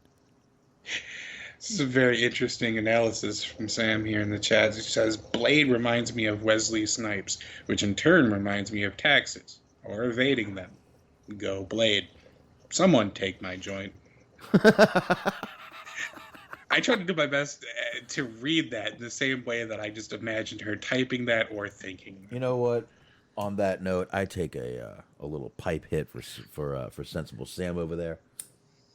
I gotta say, I like his look. I like the aesthetic of Blade probably more than I like him as an actual wrestler. But the little, like, the bandana around his neck and the sunglasses and, like, the leather apron or whatever, it's got a little bit of a cool, like, sort of southern horror movie, Texas Chainsaw Massacre type vibe to it. I dig it. See, and that's the reason I like the Butcher. Comes out with that look plus the fucking monocle, dude. Oh, yes. I have long been on board with the Butcher getting his own little solo push, which I feel like he probably would have gotten. Like he may have been in this role had he not gotten injured. He's like an evil Monopoly guy. Now, on that note, do you want to know one of the myths of the world? Based on how you set that up, I absolutely do, and I am going to get a notepad out. So just bear with me as you explain. Monopoly guy was never really photoed with a monocle. So this is a Bernstein type of effect here. That's another one. What do they call that? There's actual name. Mandela effect. Mandela effect. There's actual name for it exactly, and that is the name. Smart. Thank you, sir. And I know it's late. Which I you feel like, shouldn't just be. to be a smartass, I feel like somebody should just change how you pronounce that halfway into the game. This should be like Mandela effect by now, just to fucking further confuse and disorient people. Don't worry, it'll happen eventually. But yeah, man, there's a lot of things that we think. Listen, Shaquille O'Neal, or I'm sorry, Sinbad was in a genie movie. Didn't happen. No, but he does just have a overall genie aesthetic based on how he was dressing back in the day. Okay, so was MC Hammer in a fucking genie movie too?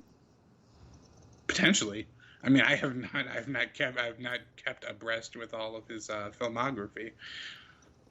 Trust me, he'd be happy to get that role. But I don't know, man. That Oh, get ready for a real fucking stupid joke that I am not going to veer off from. A kid finds a magic lamp, and everybody already knows the punchline, so just bear with me. The kid starts rubbing the lamp, and out comes MC Hammer, and he just looks at him and very sternly says, "Can't touch this," and then gets back in the lamp.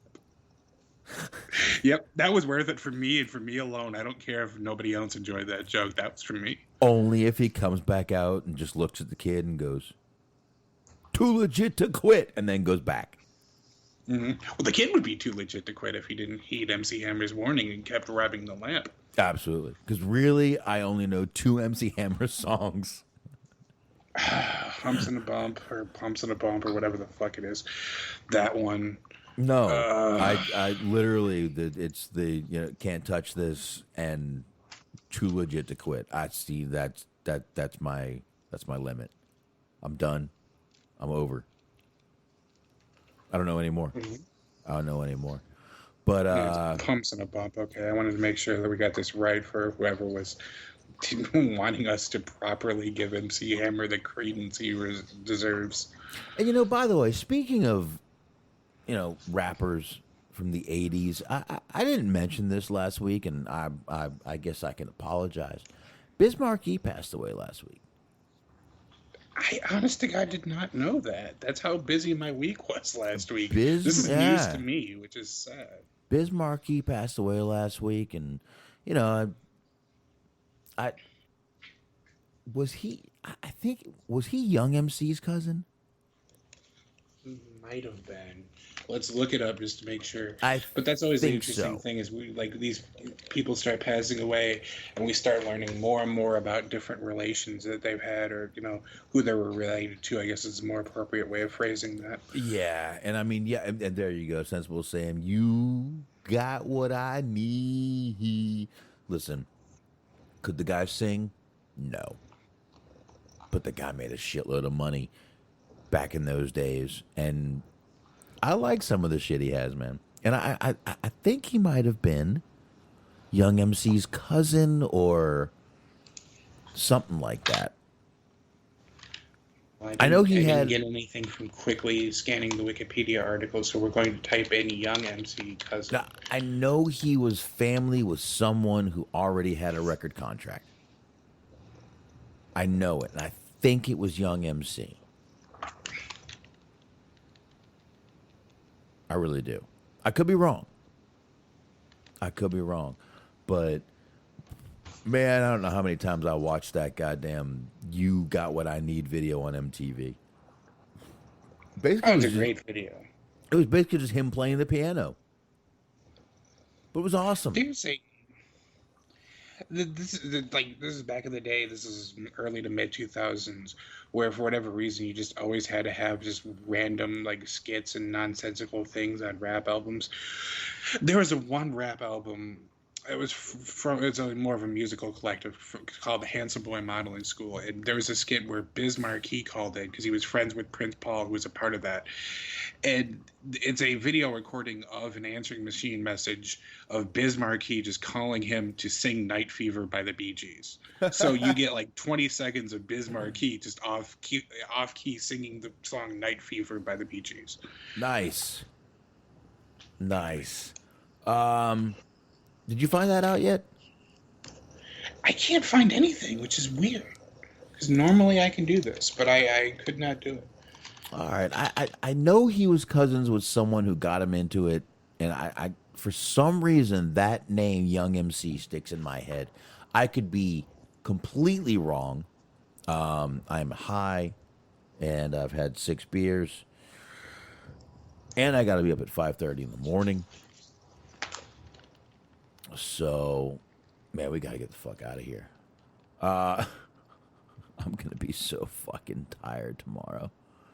That's all right. All I got to do is... I'm tired right now, and I don't have shit to do tomorrow. That's all right. All I got to do is drive a truck. They've been making me drive this week. I got to tell you, man, I have seen some weird shit this week driving. Oh? Yesterday, I saw a dude getting a hand job in a car on the highway. Good for him.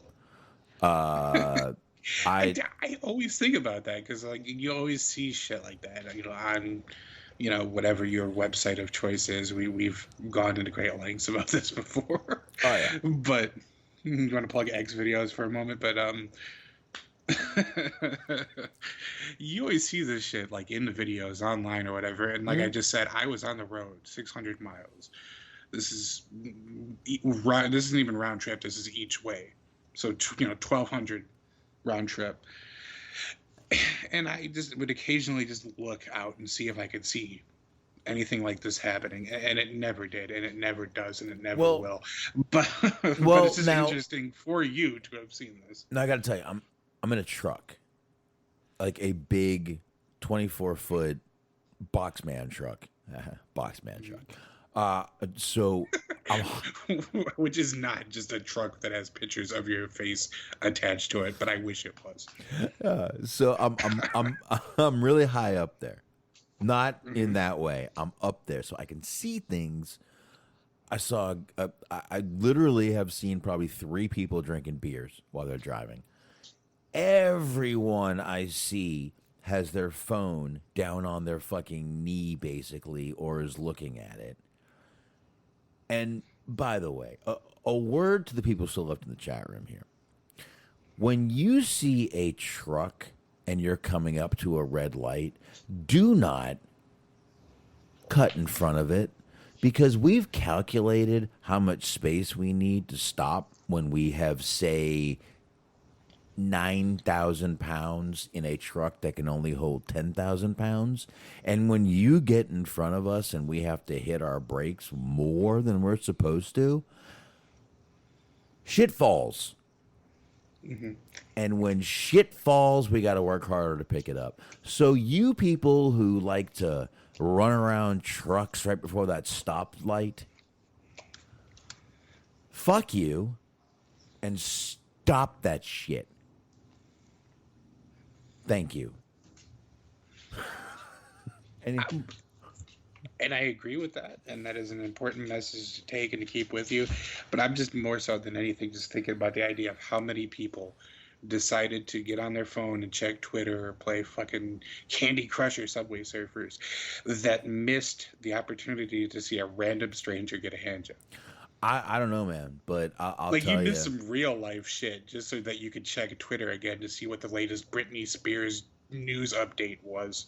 There you go. It's scary, though, how many people you see with their phones just texting away and doing shit they shouldn't be doing. You know, the phone down where they don't think anyone can see it. But like I said, I'm in a truck, so I'm looking down. When you pass me, I can see everything people are doing in their cars.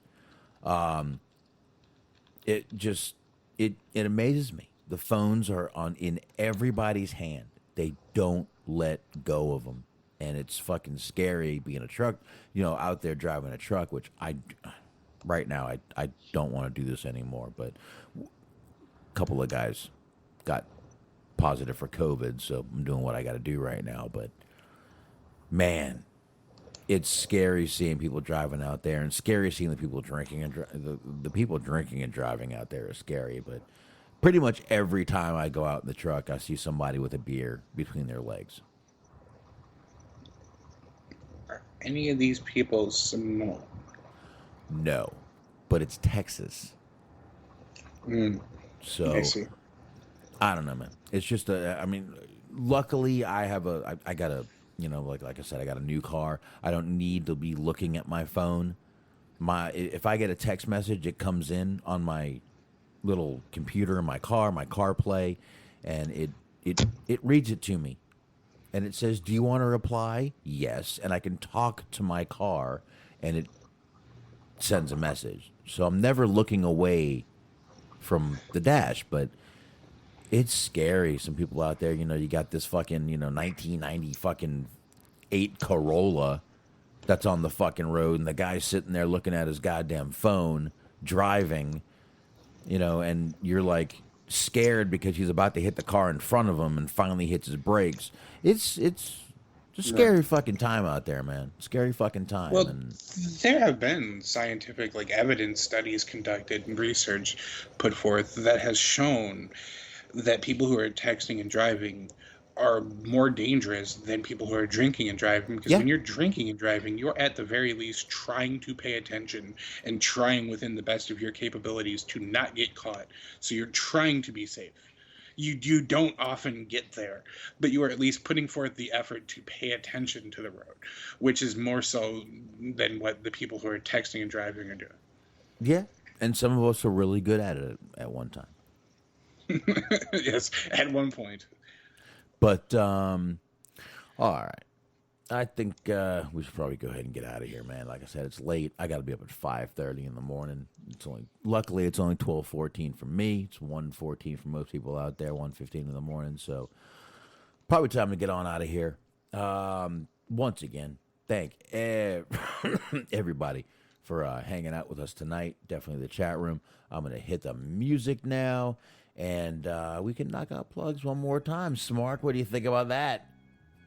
Let's do it. All right, let's go ahead. And, of course, that means I'm going to start out with the high marks. That is Mojo. It's Cheese Man. It's OG Wiz. And you guys want to be checking them out 8:30 p.m. Eastern Time, Sunday nights on Mixlr.com/Metal Mitt Network. That's right. No stutter. Double those T's when you type Metal Mitt Network. Do it. Do it now. Right now. Right now? Okay, you're good. Okay. And, of course, Bobby Anthem, Bobby Blades, The Inhuman Experience. You want to check those guys out. They are the Inhumans, and you want to be subscribed to that channel. So, wherever you find your podcast, check out The Inhuman Experience and subscribe. Smart could give you more shows of both those guys. Just a minute here. And, of course, we've got the Unscripted, Everything Unscripted Wrestling Podcast. That is Eric, Doug, and Daniel. Great guys over there. Definitely worth checking out Blog Talk Radio and anywhere you find great podcasts. And, of course, Steve Milan for sharing the show. Greatly appreciated, sir. Check him out. Letterboxd, boxd.com/Steven Milan. Make sure you put 2 L's in Milan. And you guys know where to find us. Stitcher, iHeart, Spreaker. Follow us over there. You can leave us a review over there on the old Apple Podcasts and Anchor, YouTube, TuneIn, Player FM. Go Smart. That's right. Mondays, 8:30 p.m. Eastern Time on the Metal Mint Podcast Network. On the Mixing Machine, it is Cheese on Sports with the Cheese Man. Sundays, 10:30 a.m. on the Metal Mint Podcast Network. The Mo Dirk City Machine Guns with Mojo and with Dirk. And last but never ever least, be sure to check out our friends at Planet Raconto. It's the Planet Raglan Tour podcast with Bobby Anthem, Papa Dave, Sincere, and Yuck and Nasty. All 16 episodes of Season 1 are available. Season 2 is underway, so be sure to check that out wherever you get your gosh darn podcasts. There you go. All right, folks, we'll be back here once again Friday night. We'll be talking SmackDown and more wrestling news. And on that note, once again, thanks everybody for joining me last Friday on YouTube. Once again, my birthday is coming up Wednesday. I think I'm going to try to get everything done, figure out who can get me a banner made. If I have to do it myself, I'll do what I can. And then me and Mark will jump on the old YouTube.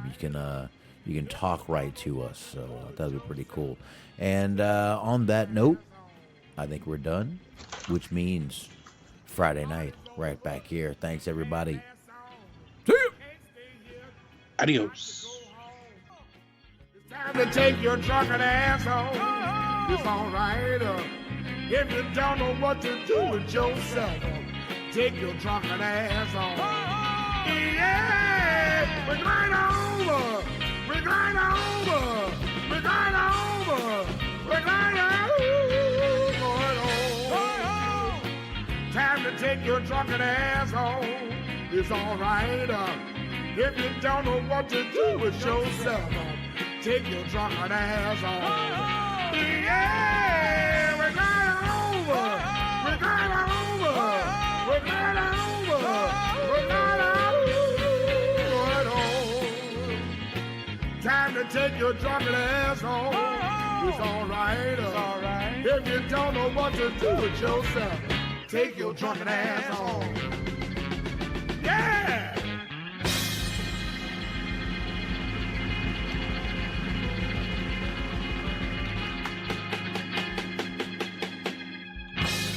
Man, I'm tired. Your construction